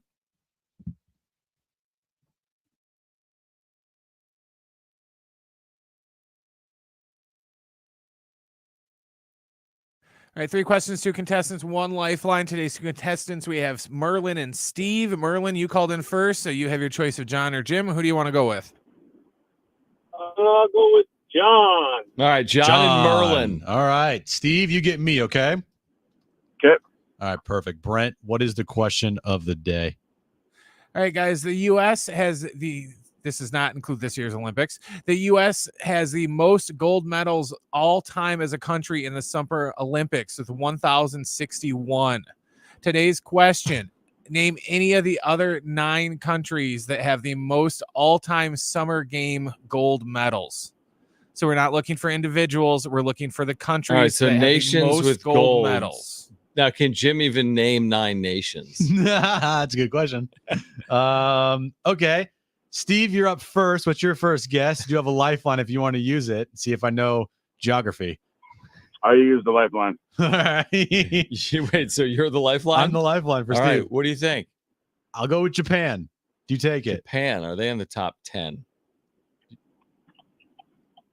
I'll take Japan. I'll take Japan. Well done. Boom, Would not baby. have been my first guess. Okay, interesting. I don't think their number 2 is my guess, but we'll find out at the end. Merlin, you're up next. What's your first guess? You do have a lifeline if you choose to use it.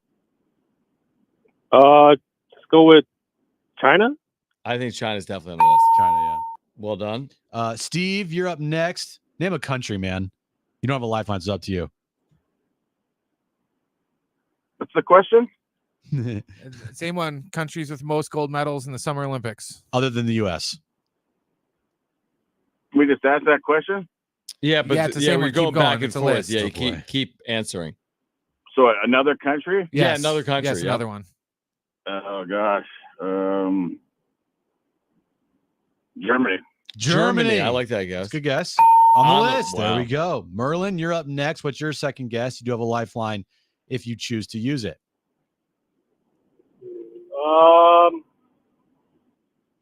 Let's go with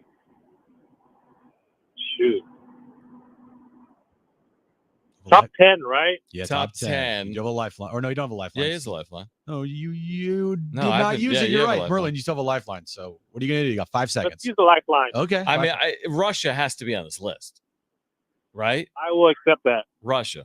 They're not even like in the Olympics anymore, but they're on the list. Yeah. Because they've won a zillion things. All right, Steve, back to you. Final guess here to get 3 out of 3 correct. You don't have a lifeline. What are you going to do? Gosh, that's a tough one. Name another country. Man. Australia. Australia. Top 10? Wow. Let's go. Merlin, you're going to need this to force an I'm overtime. driving, so I have no idea. No, you can drive and know. It's You okay. can, you It's can okay, drive, Steve. You're good. Drive You're good. and say his Shooting country. from the hip. Yeah, you got it. All right, Merlin. What do you think? What's your final guess? You don't have a lifeline, so it's all up to you. Let's go with France. France for the tie is on the list. Wow. All right. We're heading to a tiebreaker. We are heading to a tiebreaker. We're heading to overtime. Brent, give the rules of overtime and the question. All right, guys, how overtime is going to work is I'm going to ask you another question. When I am done asking the question, you're going to yell out the name of your partner today. So you're going to yell John or Jim, whoever you had for your partner. Don't yell out the answer. Whoever yells out the name of their answer first, you are going to win the game by getting the question right, or you're going to lose the game by getting the question wrong. Do you guys got it? Yep. So you say either John or Jim, and then Brent will say, all right, Steve or Merlin, go ahead, and then you will say your answer. So say whoever your partner was today. As your buzzer. All right, guys. Today's overtime question. In what city are the 2028 Summer Olympics? Jim. John. I heard Jim. Steve, All right, what Steve. is your guess? Paris. Paris is incorrect. Oh, you might have heard that He wrong. did. 2028, which means we have a winner. Yeah. It's Merlin. 2028 LA. It's in Paris right now, but 2028 in LA. They're not going to go back-to-back Paris this time. Probably should. They probably Paris looks could. amazing. They It looks really nice. like it there. Yeah, it's beautiful. It looks really nice. Paris, I think, is the one place that holds the Olympics that like 95% of their venues are already ready to go. LA's the same way. Intuit Dome and Memorial Coliseum and SoFi. And it won't look like a ghost town in 3 weeks when the Olympics leave. That's exactly right. Well, it's also All right. Paris. But Paris looks very nice. Yeah. Okay, so who else is on this list? Top 10 nations with golds in the Summer Olympics. All right, U.S. is number 1. Soviet Union / Russia is 2. Great Britain / England is 3. Then it's China. Then France. Place Jim's going to. Italy. Look at you, Jim. Let's go. Then Germany. Then Hungary. Wow. Then Japan. And Australia was number 10. Wow. And who's number 11? Do you have that? They don't exist anymore, but it's East Germany. East Germany, number 11. All right, very good stuff. All right, congratulations to Merlin because you have won a pair of tickets to see Luke Bryan at the North Island Credit Union Amphitheater. This is August 8th. You've won Luke Bryan tickets, North Island Credit Union Amphitheater, August 8th. By the way, another chance to win those tickets coming up tomorrow at this time on Jon and Jim. Programming note, Friday, we're back at the Naughty Barrel. Band's back together. We haven't been there in weeks. Padres were on the road back-to-back Fridays. All-Star game was in there. Rockies will be here. NL West rivalry renewed Friday. You going to be there, Naughty Barrel? We're considering your mic is off. Well, considering it's my job, John. Yeah, but it's We your have a job show? but you're going to go to Switzerland. I will be there on Friday. You'll be there Friday. Well, and you're leaving when? Saturday? Saturday. Okay. Yes. Tell me, you need to, between now and you leaving Saturday, tell me how to do everything I need to know how to do. Oh, graphics, boy, I forgot about that. content. Oh, boy. All those games. So send me everything I need. All right, Craig Mish, Could be MLB a Network problem. contributors. Why? Have you? I know how to use Canva. Do you know who you are? I do know who I am. I should be able to do it. I'll call you in Paris. All right, Okay. Craig Mish, MLB Network contributor. He will join us coming up next. The Marlins unloading at the deadline to the Padres. Tanner Scott, the newest Padre. What should fans expect? What does he think of the Miami return as well from AJ Preller and San Diego? Craig Mish to kick off hour 3. Jim's back page still ahead. We're with you until 6 p.m. on Jon and Jim. Look at that. I lost it. Hold on. It's like the greatest thing ever.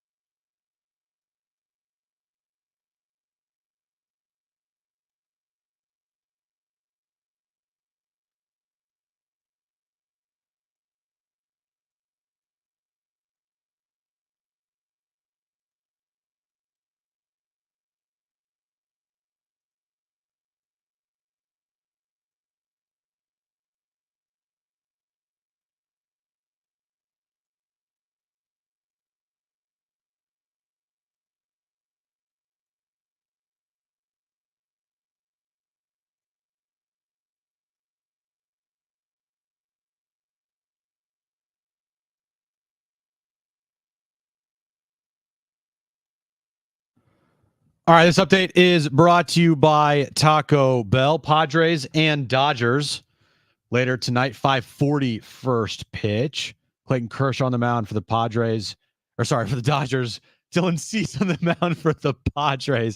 Tanner Scott, Brian Hoeing, and Martin Perez have all been activated for the Padres. They are on the Major League roster. Gillespie has gone down. They have also put...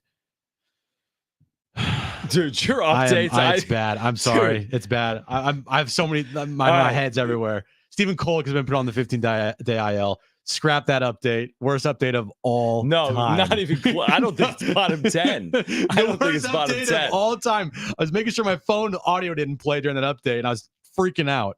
The new Lux Cravings box from Taco Bell with cheesy, crunchy favorites, chips and nacho cheese sauce, and a drink for just $7. Try it today. Participate in Taco Bell stores for limited time while supplies last. Prices and participation vary. Drinks exclude freezes. Try extra or tax extra. Oh my God, I suck. Getting you all set for that drive home. Let's just start the show. Here's Jon and Jim. All right, San Diego and Southern California, what's going on? This is hour 3 of Jon and Jim. We're getting you ready for Padres and Dodgers game 2 coming up in about 40 or 45 minutes. It's great to connect with Craig Mish, who was very busy yesterday. Marlins selling off pieces throughout the season. Luis Arraez earlier this year to the Padres. Obviously, Jazz Chisholm, others. Tanner Scott, Brian Hoeing coming to San Diego yesterday as well. So Craig Mish, MLB Network contributor, among a number of other positions, covering the Marlins throughout the years, back with us here on Jon and Jim in San Diego. Craig, first of all, thank you. Secondly, let's just start with Tanner Scott. What are the Padres getting? We can look at the numbers. He's been elite. What do you think the Padres are getting here for the rest of the year in Tanner Scott? Yeah, by the way, we've talked a lot through the years, guys, and I feel like it's the Miami Padres now here. You're not kidding. I mean, really, in the end, the Marlins have so many players from the Padres over the last couple of years, 3 different trades here. Yeah. When in less than a year, it's kind of incredible to see these teams link up again. But as far as Tanner Scott is concerned, you guys have a team there that's definitely as far in as you could possibly be. I don't know where the Padres farm system ranked or where it ranks now, but they gave up, it appears to be, at least a lot of players to get Scott, who is going to be, I think, a very dominant player down the stretch. He's been unhittable all season, didn't give up a hit for almost a month. I'll give you full transparency. I didn't think at the time that Skip Schumacher put him in to close games, I didn't think that he could do the job. He used to walk a lot of guys, get himself into a lot of trouble, and he's completely turned his career around to be one of the preeminent relief pitchers and closers in the game. What are the Padres getting with Brian Hoeing here? It's kind of like a little bit of an unknown, but he's had a pretty decent season and limited action, only 30 innings pitched this year, a couple starts, mostly out of the bullpen for him. What are they getting with Hoeing? Yeah, I mean, I don't know how he's going to be used, but I can tell you that if the game that the Padres are playing in and they're up 1 or they're down 1, and your starting pitcher has thrown 90 pitches in the 4th inning, and they go to somebody in the middle innings, that's where Brian Hoeing is going to come in. He's going to come in along those lines, 4th inning, 5th inning, 6th inning. He can throw multiple innings in any game. He can pitch in back-to-back days. Long man out of the bullpen. That was sort of his role with Miami. Craig Mish with us right now, MLB Network contributor. Jon and Jim talking about this Tanner Scott trade to the Padres. But you look at this return. What do you make of it? I mean, on paper, a lot of highly touted prospects: Robbie Snelling, Adam Mazur, Graham Pauley, all listed within the top 5 prospects, arguably within the organization. What do you think of the return Miami got and the work that the Marlins have done here in the returns throughout the course of the deadline and even with Luis Arraez? Well, they definitely have quantity. Yep. I mean, adding 15 players, I suppose the way that Marlins president Peter Bendix looked at it is that he could have, and I don't know this to be fact, guys, by the way, but my guess is he probably could have gotten less than 4 prospects from the Padres, maybe taken 1 better one or 2 better ones, but they really went for quantity here. And I look, prospects very much an unknown, I think, for all of us here. We could look at rankings, but at the end of the day, we don't know what they're going to be. I know they did like Mazur quite a bit. I thought that in doing some research and looking at his numbers in the minor leagues, they look pretty good. There is some sentiment, at least, that the Padres may have brought him up pretty quickly, pushed him through the organization. I don't think the Marlins are going to do that. They have no reason to. So I think he and Snelling, and I know Snelling's numbers, certainly haven't been great recently either. But I think those two pitchers you're going to find pitching for the Marlins in the minor leagues, and they just add to the depth that they have already. With Tanner Scott here and what he has done this season, a rental for this team, what could you see his market looking like in the offseason if he continues to pitch like he has in Miami, you think? Yeah, he'll get a multi-year deal. I think that, it's kind of hard to gauge the closer market. I don't think he's getting Edwin Diaz money. I don't think he's going to get Josh Hader money, but I certainly could see him getting a contract in the $40-50 million range. I certainly could see that 3-4 year deal, something along those lines. I think that would be fair. Craig Mish, MLB Network contributor, with us right now on Jon and Jim. What do you think from afar of the Padres and AJ Preller's strategy here? It's like where other teams are yinging, they're yanging. I think maybe they could have used starting pitching. They're like, let's load up on the bullpen. Jason Adam, Tanner Scott, even Hoeing. They have Robert Suarez. They have Jeremiah Estrada. They have Adrian Morejon. It's arguably the best bullpen or one of the best bullpens in baseball. What do you think of this strategy in San Diego this year? Yeah, honestly, guys, this is the Padres are one of the more perplexing teams always to me. I can't really figure out ever what they're doing. So you guys would know more than me. 1 year they're in, 1 year they're out, 1 year they're getting Soto, 1 year they're trading Soto. Right. I honestly, desperate is not the word for it, but I think there's no question that there is pressure to win this season and to do more than just maybe qualify for the postseason and play a couple of games. So the Padres, to me, are as close as an all-in team as possible. You don't make these kind of moves. I don't care if you think the prospects are good or not. I mean, they gave 7 prospects to Miami in the last 3 or 4 months, and that doesn't even include the players they gave up, as you mentioned, for Adam and some others. So all in, guys, it's either boom or bust this year. Interesting you say. We've had this conversation a lot the last 24 hours. From a GM perspective, it's his 10th year, and there's been a lot of down. There's been some up, 2022. But to your point, if they make the postseason, traditionally, that's basically enough. But do they need to, in your opinion, again, from afar, you've covered his tenure, do they need to do more than just make the postseason? I think so, because of the market you guys are in. I think it's a very unique market in San Diego. Once the Chargers have left, you're the only game in town. I mean, you have to produce at that point. You're the only ticket that's being sold, more or less, from sports. I don't want to take away from other sports there. And obviously, I don't have the familiarity that you guys do there. But as far as a professional sports franchise, who are they in competition with, guys? I mean, no one. I mean, the tickets are going to Padres baseball. And so I think that the Padres owe it to the fans to be competitive every single year when you're competing against no one. And I'll just use South Florida as an example, not to say that the Marlins are in the Dolphins category, but you could go to a Marlins game or a Panthers game or Miami Heat season tickets, Miami Hurricanes, college football season tickets. There's so many different options, not just here, but everywhere across the country. So I think in that market, you, as a Padres owner, as a Padres general manager, you have to perform. You have to live up to the competition that you do not have. So for me, guys, respectfully to everyone in that organization, and again, I don't know what's going to happen here, but yeah, I don't think you can do what AJ Preller has done and accept making the postseason and losing in 2 games. No, I don't think that's acceptable. Old friend Skip Schumacher, is he, managing his last 2 months with the Marlins here, especially with new, a GM in town there? What's his future look like, do you think? Yeah, I think he'll leave after the year. I think it'll be mutual. Skip, it was reported earlier this year that he had his option removed, which the club had. He asked that to be removed, and they did. So, look, I don't know exactly, and stranger things could happen. But if I was to close my eyes and I had a dream of what the future would look like, it would be him meeting the president of baseball operations, Peter Bendix, in an office, them giving each other a hug, shaking hands, and saying thank you so much. And I'll pick my own manager, and Skip saying I'll go manage somewhere else. That'd be my guess. Craig, this is a question or a discussion as old as time. Why do the Marlins not draw? And then I see what Jazz Chisholm says is I love the bright lights. This is the opposite of what I've been going through. You see some of the comments even publicly from these players like Tanner Scott. Oh, it's so excited to be here. Makes sense. I mean, the Marlins weren't winning, and the Padres are. It's just a statement, right? I mean, this is kind of the Marlins issue they've had for forever. Or lose, they've never really been able to secure the attention of people in South Florida? Is that accurate in terms of drawing? I think that's fair. I think that what's really look. I think that people say winning cures everything. Right. It hasn't cured it in Tampa. It hasn't cured it in Arizona. It hasn't cured it here. But for whatever reason in Colorado, they go win or lose. So I think that when you look back on this, those are the 4 expansion markets from a few decades ago. Right. Without any built-in fan bases. They were forced to create their fan bases from scratch.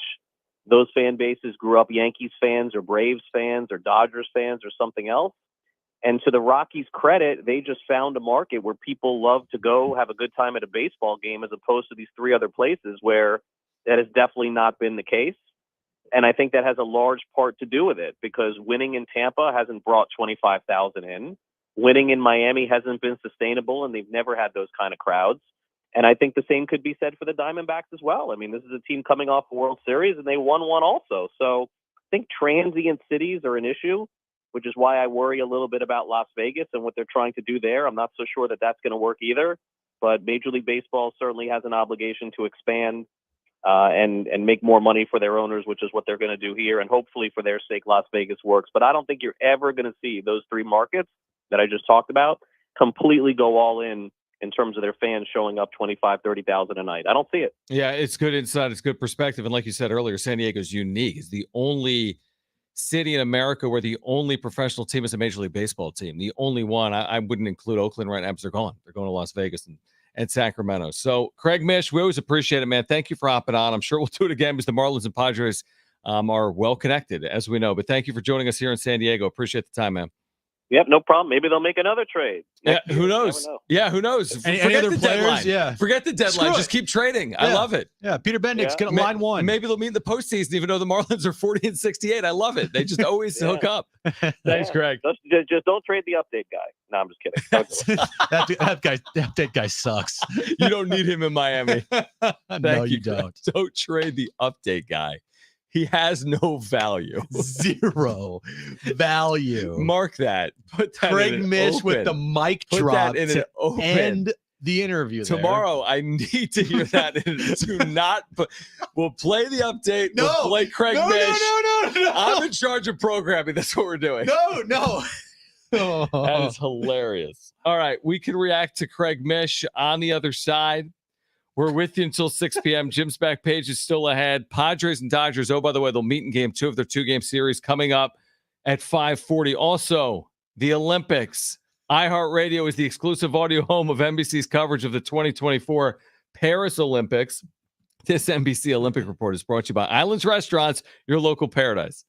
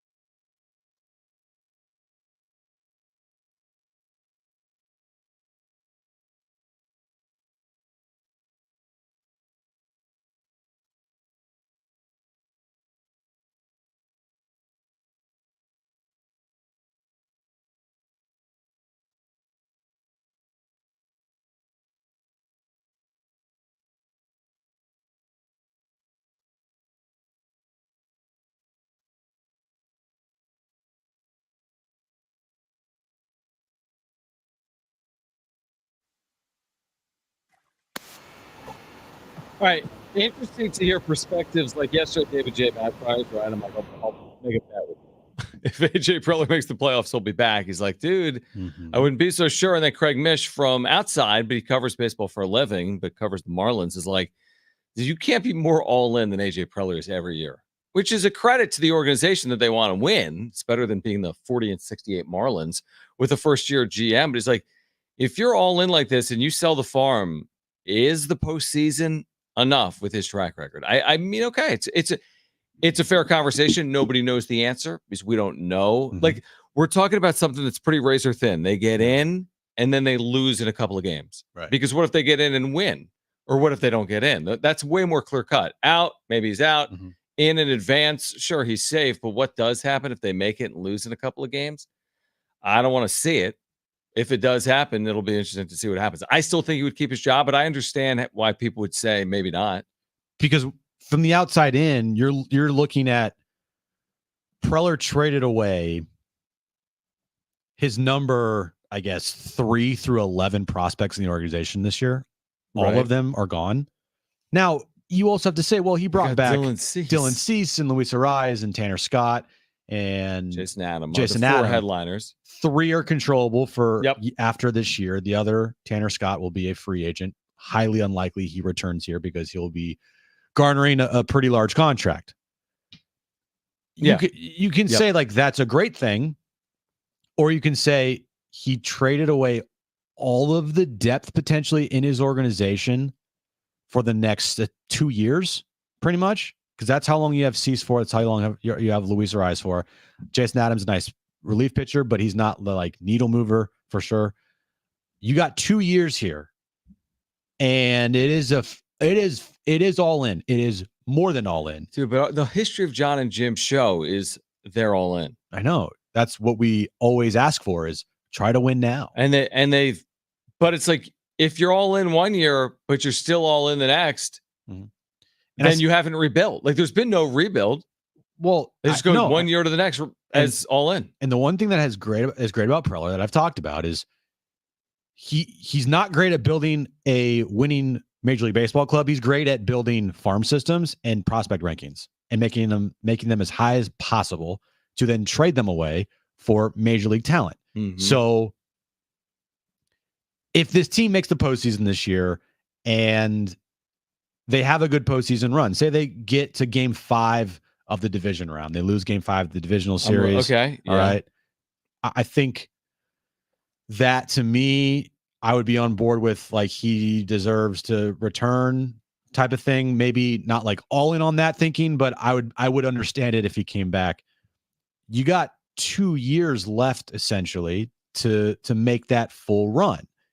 And also, you have now time to rebuild that system, which he is really good at. If you don't make the postseason this year, you ain't got no time. There's no time to rebuild it. But we all agree on that. We all agree, and most Padres fans included. If the San Diego Padres didn't make the postseason this year, then enough is enough. So what he's essentially banking on is, look, I'm trading away everything to try to win this season. And if we don't win, I kind of know I'm gone. But what I did for the organization is I didn't trade away the 2 top prospects, Salas and DeVries. So at least if this whole thing doesn't pan out how I want it to pan out, where we missed the postseason, yes, I traded away a boatload of prospects and depth in the organization. But guys, I kept you, and I made sure that DeVries and Salas didn't go anywhere. Okay, there's that way to look at it, and I agree. But hear me out. Like, you're like, okay, if they win a round and then they get to like a decisive game in the NLDS and they lose, you're like, I'd be on board to keep them. I mean, now we're going even further. If they win a round, he's got to get to game 5 of the second round. You know what I mean? Like, at what point? It's not him, though. It's the team. It's the players. That's what I'm saying. We talked about. But at what point, like, why would he not be secure? Like, just like, seriously, like, talk me through this. You're a final 8 team at that point. There's 8 teams left of 30. That's a top 25% team. And your team they come up short. They lose to the Philadelphia Phillies in 3 games. They come up short. And that is so insufficient that you're going to change your general manager off that year. It's as simple as this, John, and it's unfortunate. Peter Seidler's no longer here. Yes, but Peter Seidler envisioned them. yes, everyone's always envisioned them winning a World Series, but getting to the postseason and winning a series is not something that's done with ease in the history of this franchise. Bob Melvin was here when the team made the NLCS, and the next year they wanted Melvin as far away from this team as possible because they couldn't work together. Yeah, but that more had to do with their inability to work together than the on-field result. And by the way, even with their inability to work together, he would have been back. If he didn't leave, he would have been back. If the Giants didn't fire Gabe Kapler. And that's coming off a year in which they missed the postseason. I'm just saying, okay, just hear me out. They make the postseason. I'll even go down your path. They lose in 2 games. They play Milwaukee. They lose 6-3, 6-3. So, okay. I think people will say what others have said, David J., yourself, maybe Craig Mish. You know what? They got to do more. It was good, but not good enough. And now Mike Schilt goes too. So, second half Schilt. Everyone loves him. You want another manager for Manny Machado? Because when a new GM comes, you're in a Skip Schumacher situation. We'll see how it goes, dude. I'm just what I'm saying is if that scenario plays out. Yep. I'm not advocating for them to get rid of Preller. I know you're not, but I'm saying if that were to happen, why is that I don't see it as an organizational win. I think now you put Schilt in jeopardy because you have a new GM. You got a Skip Schumacher situation play out. He's either gone before the year or gone after the year. Cool. Skip Schumacher's the new manager here. Yeah, maybe. I mean, with Kim Ng as their GM. It's like, how many managers can you have for this core? I know. I get it. I understand. How many? Yeah. So it'll be interesting. I'm not ownership. I'm not Eric Katsenda. I'm not Eric Grupner. I'm not AJ Preller. I don't know what they'll do. Nobody knows. They don't know. It will be so fascinating once we get to 2026. Mm-hmm. And if he's still here and they haven't really succeeded, like say that in the next couple of years, they make one postseason appearance and he's here and your theory plays out. They make the postseason. Right. He stays. They miss next year, but he stays as well for some reason. I don't know. We get to 2026. Right. Like, then what? It's going to be the longest tenured GM in baseball history. He's going to surpass Brian Cashman at some point. With 0 World Series appearances or 0 World Series championships and 0 division titles. I'm just envisioning the release. Remember when they fired Jace Tingler? They're like, Jace Tingler, the winningest manager by percentage in the history of the franchise, has been let go. Yeah. And then you're going to be like AJ Preller, who's guided the franchise to 3 of its 8 playoff appearances over the last 5 years, is gone. Okay. It'll be interesting. All right, we can continue that conversation on the other side. Plus, Jim's back page with you until 6 p.m. Oh, by the way, Dylan Cease, Clayton Kershaw coming up in about 20 minutes. We'll get you ready on the other side of Jon and Jim.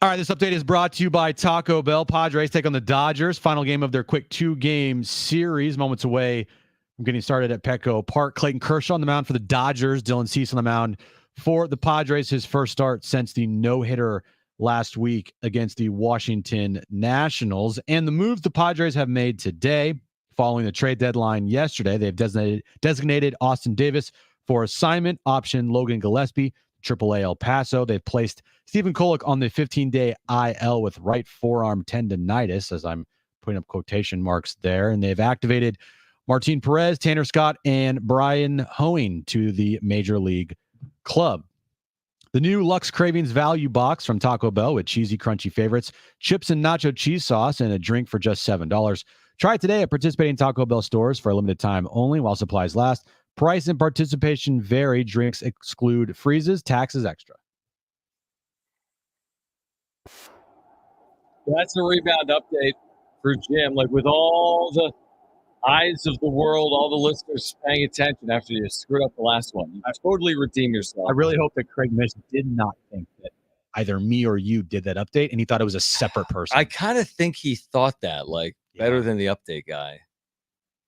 I'm pretty sure he knew it was Jim. I'm pretty sure he knew it was you. He's been on the show enough. He works in radio. Like, he knows. We don't have 30 people on the show. I'm pretty sure he knows. And he was listening to it. Real quick on tonight, dude. Real quick tonight. Yes. Okay. Real quick. What do you got? It's not really quick, but Cease Kershaw It's a good is matchup. super intriguing. You Okay. think? I mean, here's the thing. How do pitchers pitch off a no-hitter to me is interesting, because who the hell knows? I mean, who knows what Dylan Cease looks like today? NL pitcher of the week, coming off his first career no-hitter, just the second in franchise history. And then Kershaw, who's only thrown 4 innings this year. His first outing was 5 or 6 days ago for the Dodgers. They're ramping him up as they do now in his 30s, which is like, can we get him to go be ready for the postseason to potentially contribute late or in the postseason? So I'm not expecting Kershaw to have some, oh my gosh, he went 6 hitless innings. I'd be shocked if he went 5 innings here today. But what do we expect from Dylan Cease? Utterly dominant. You're at home against the LA Dodgers. I hope so, because that's what they need in the second half. Dylan Cease not to beat the no-hitter, not even be the guy that gives up 1 hit every single outing.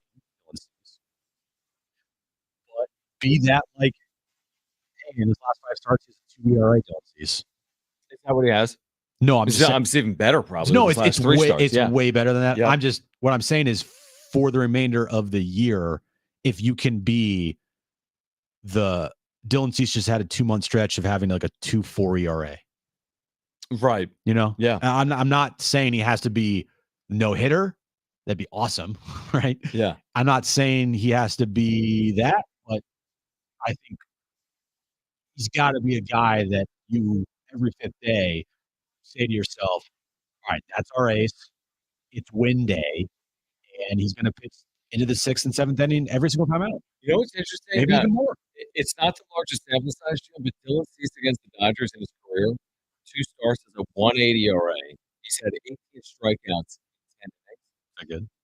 It's very good. Now, we know Kershaw historically against the Padres. This is one of those games too where we'll look back on and be like you said, this is why you got Dylan Cease. To finish off a 2-game sweep with the LA Dodgers, to win a season series against LA. I mean, we barely spent any time on that today. And maybe for good reason, because you don't want to knock everybody say it. Because if they win one of the next 4 games against the Dodgers this year, they win a season series. This is more rare than a Haley's Comet. They haven't done this since 2010. This is not an everyday occurrence. That alone is a reasonable accomplishment. Because I've heard so many times in my time in San Diego, well, they don't win regular season series against the Dodgers. And then they beat them in the postseason in 2022. Yeah, but they don't beat them in the regular season. Now they're like a little bit of both things. They beat them in the postseason. Now they might beat them in the regular season. I think that means something, doesn't it? Potentially get a season series win against LA for the first time in 15 seasons. Yeah, it means something and helps you get to your goal of making the postseason. But we saw what happened in 2022 when the Dodgers won a season series with the Padres beat them at 5. I know. I agree. And it only just proves, it continues to hammer home, like, the Padres play well against the Dodgers. if they beat them again tonight. They played well against them all year long. First game in South Korea was the Jake Cronenworth glove game. The ball ago. feels like a lifetime ago. Wow. The ball literally blows up Jake Cronenworth's glove. I'm like, this team's cursed. It's the same as 2023. They'll find ways to lose by having their equipment malfunction. And after that series ended, it's like, the Padres outplayed the Dodgers here, minus that crazy ball go through the glove incident.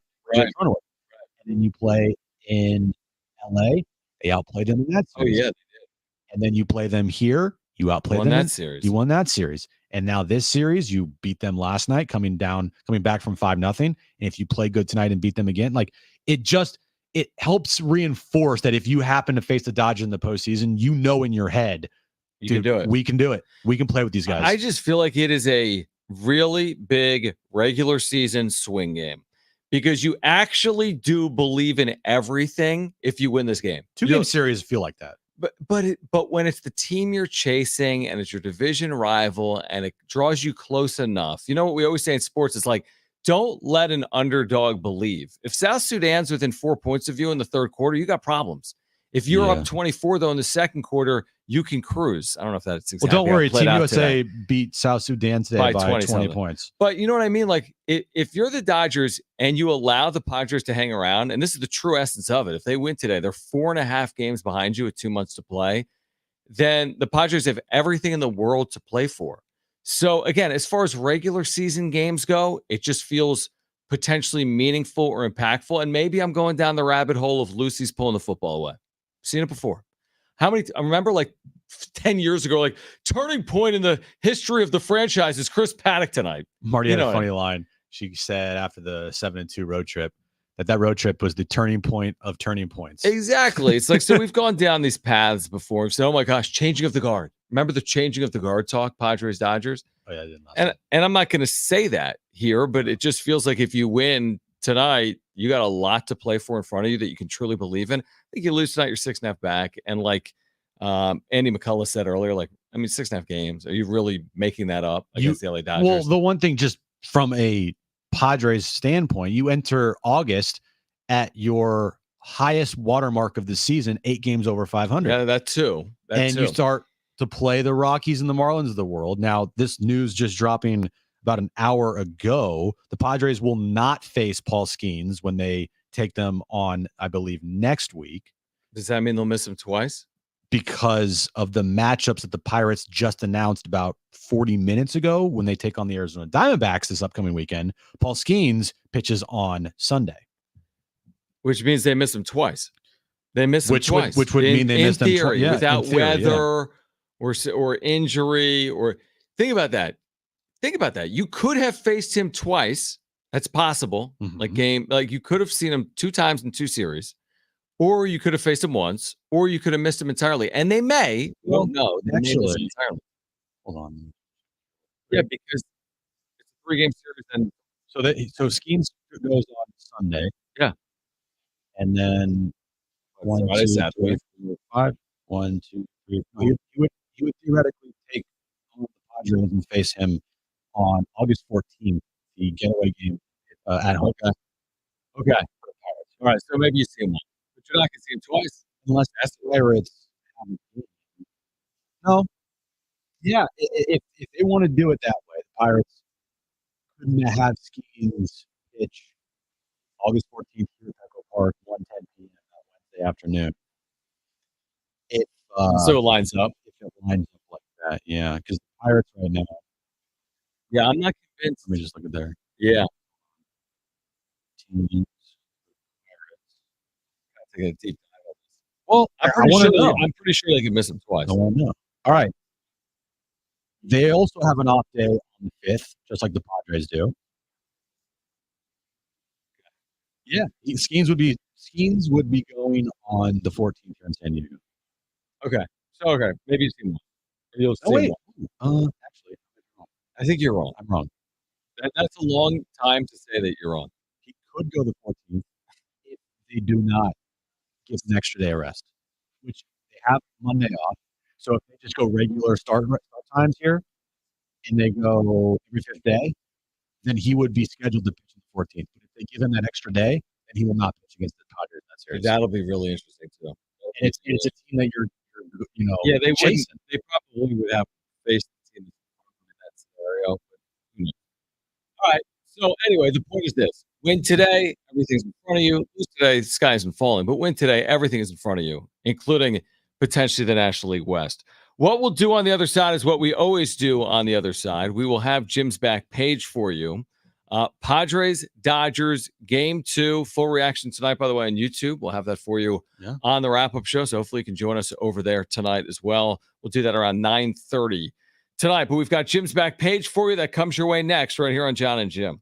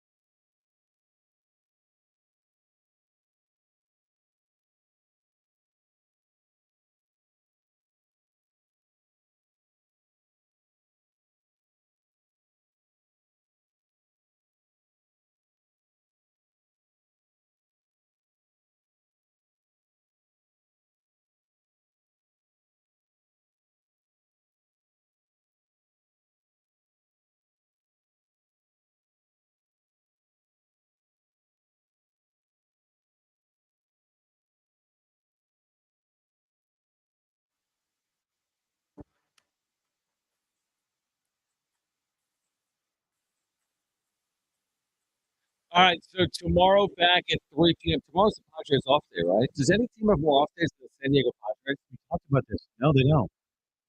They have an off day. Like, no, That's the other teams also- don't have as many options. I know, but it feels like they're off. It feels like they're an NFL team. Remember the start of what was it? Start of July? It was from the All-Star break. I think it was. Idiot. Well, whatever. Nobody needs to know the details. It's just they have so many off days. Yeah, from the that 27th after the Washington game, it was an off day every Monday of July.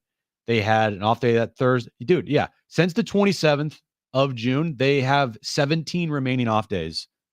Like they've already gone through some here, but 17 remaining from that date forward. And the win has been, well, they skipped a fifth starter 1 or 2 times. So, essentially Dylan Cease is pitching in more games. Yeah, he's pitching every 5th day, but because they've had some days off. Sorry, 18 games. 18 days, you mean? 18 days off. Yeah, I mean, again, hopefully they capitalize on that because it should be an advantage with starting pitching, with your bullpen. It should just be an advantage that other teams don't have, and they've capitalized to this point because they were really good in July. No one would be surprised that this goes to the final week of the season, right? I hope it doesn't. I mean, I hope they're in good position come the final week of the season. Right, I do too, and I think they will be. My point is that final week is brutal. Well, who is it the final week? Who are their opponents for the last 2? You end your home stand and home schedule against the worst team maybe in the history of baseball, Chicago White Sox, which is a great thing. That's good. But then you end your season with the 6-game road trip through LA versus the Dodgers and Arizona. Yeah, you're right. So if you're like 2 up, but you're 2 up on Arizona and you're going to LA where it'll be hard. And then maybe I'm making up 1 up with 3 to play going to Arizona. Yeah. They've got everything to play for the Diamondbacks. That final week. That's a good point. It's almost like you got to get into that final week, 3-4 games up. Something like that. Again, you don't have to be 6 games up, but you get 4 games up, you feel good. You're right. If you're a game up with 6 to play, you'd be concerned. Very concerned with the Dodgers and the D-backs away. Not going to be easy. All right. Let's get to this.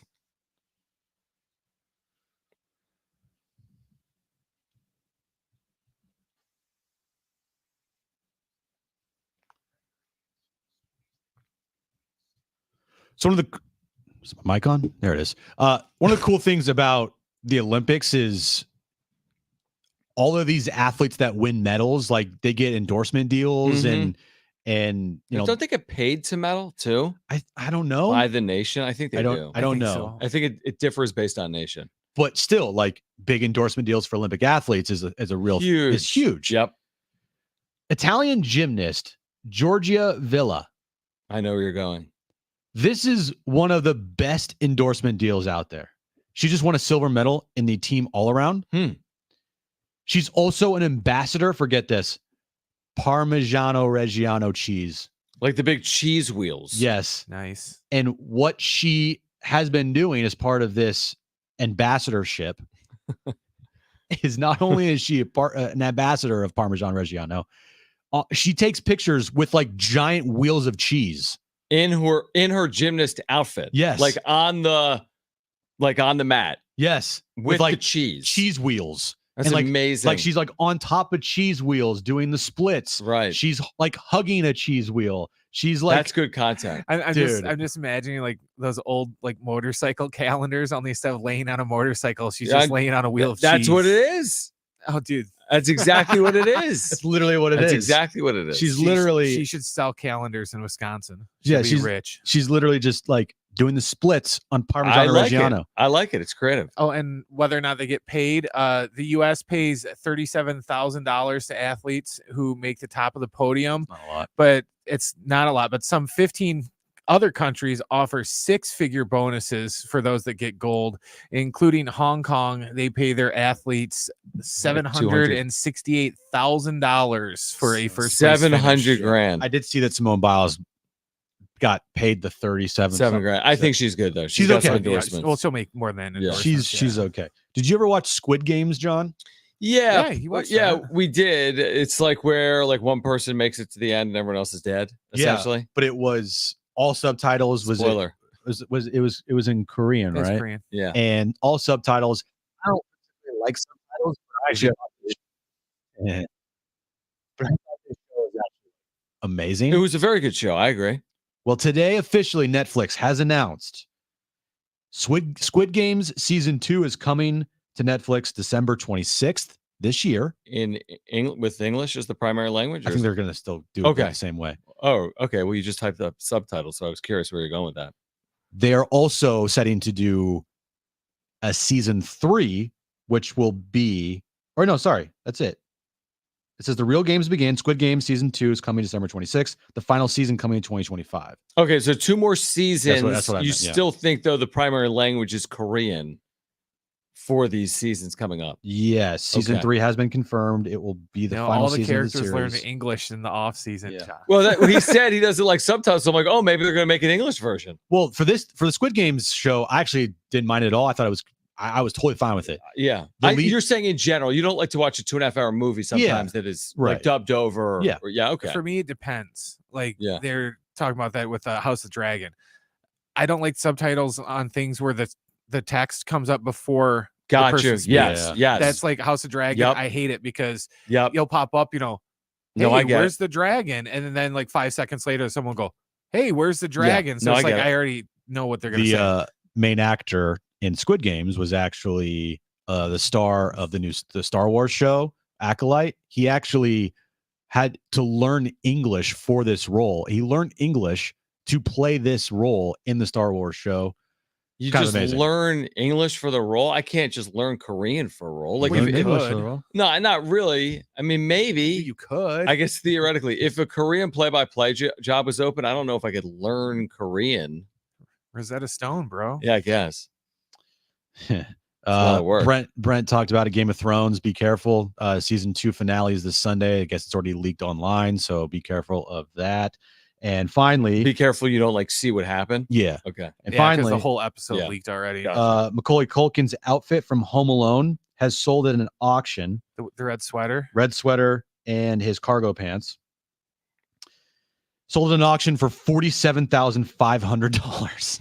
Really? I wouldn't. Why? What are you going to do with Macaulay that? Culkin's Put it in a outfit from Home closet or Alone? something? Yeah. Don't leave home without it. Yeah. Do like, if you bought a Warren Moon jersey, you put it in a frame and put Frame it up on that, your wall. please. Yeah. And just a little extra nugget for you. It's not really like anything newsworthy, but if you go watch Deadpool and Wolverine, be prepared to hear the F word used 118 times.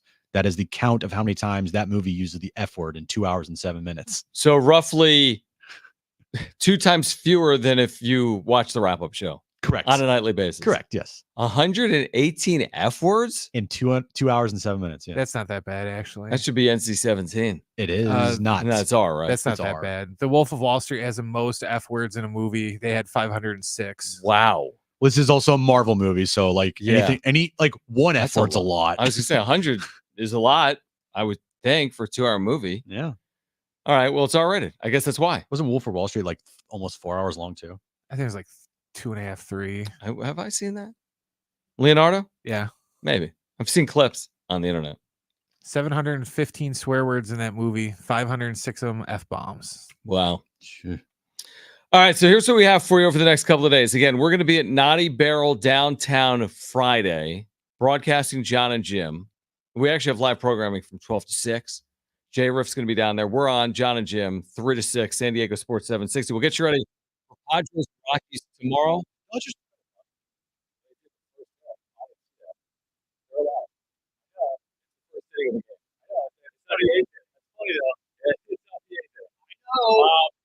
Okay, so again, Naughty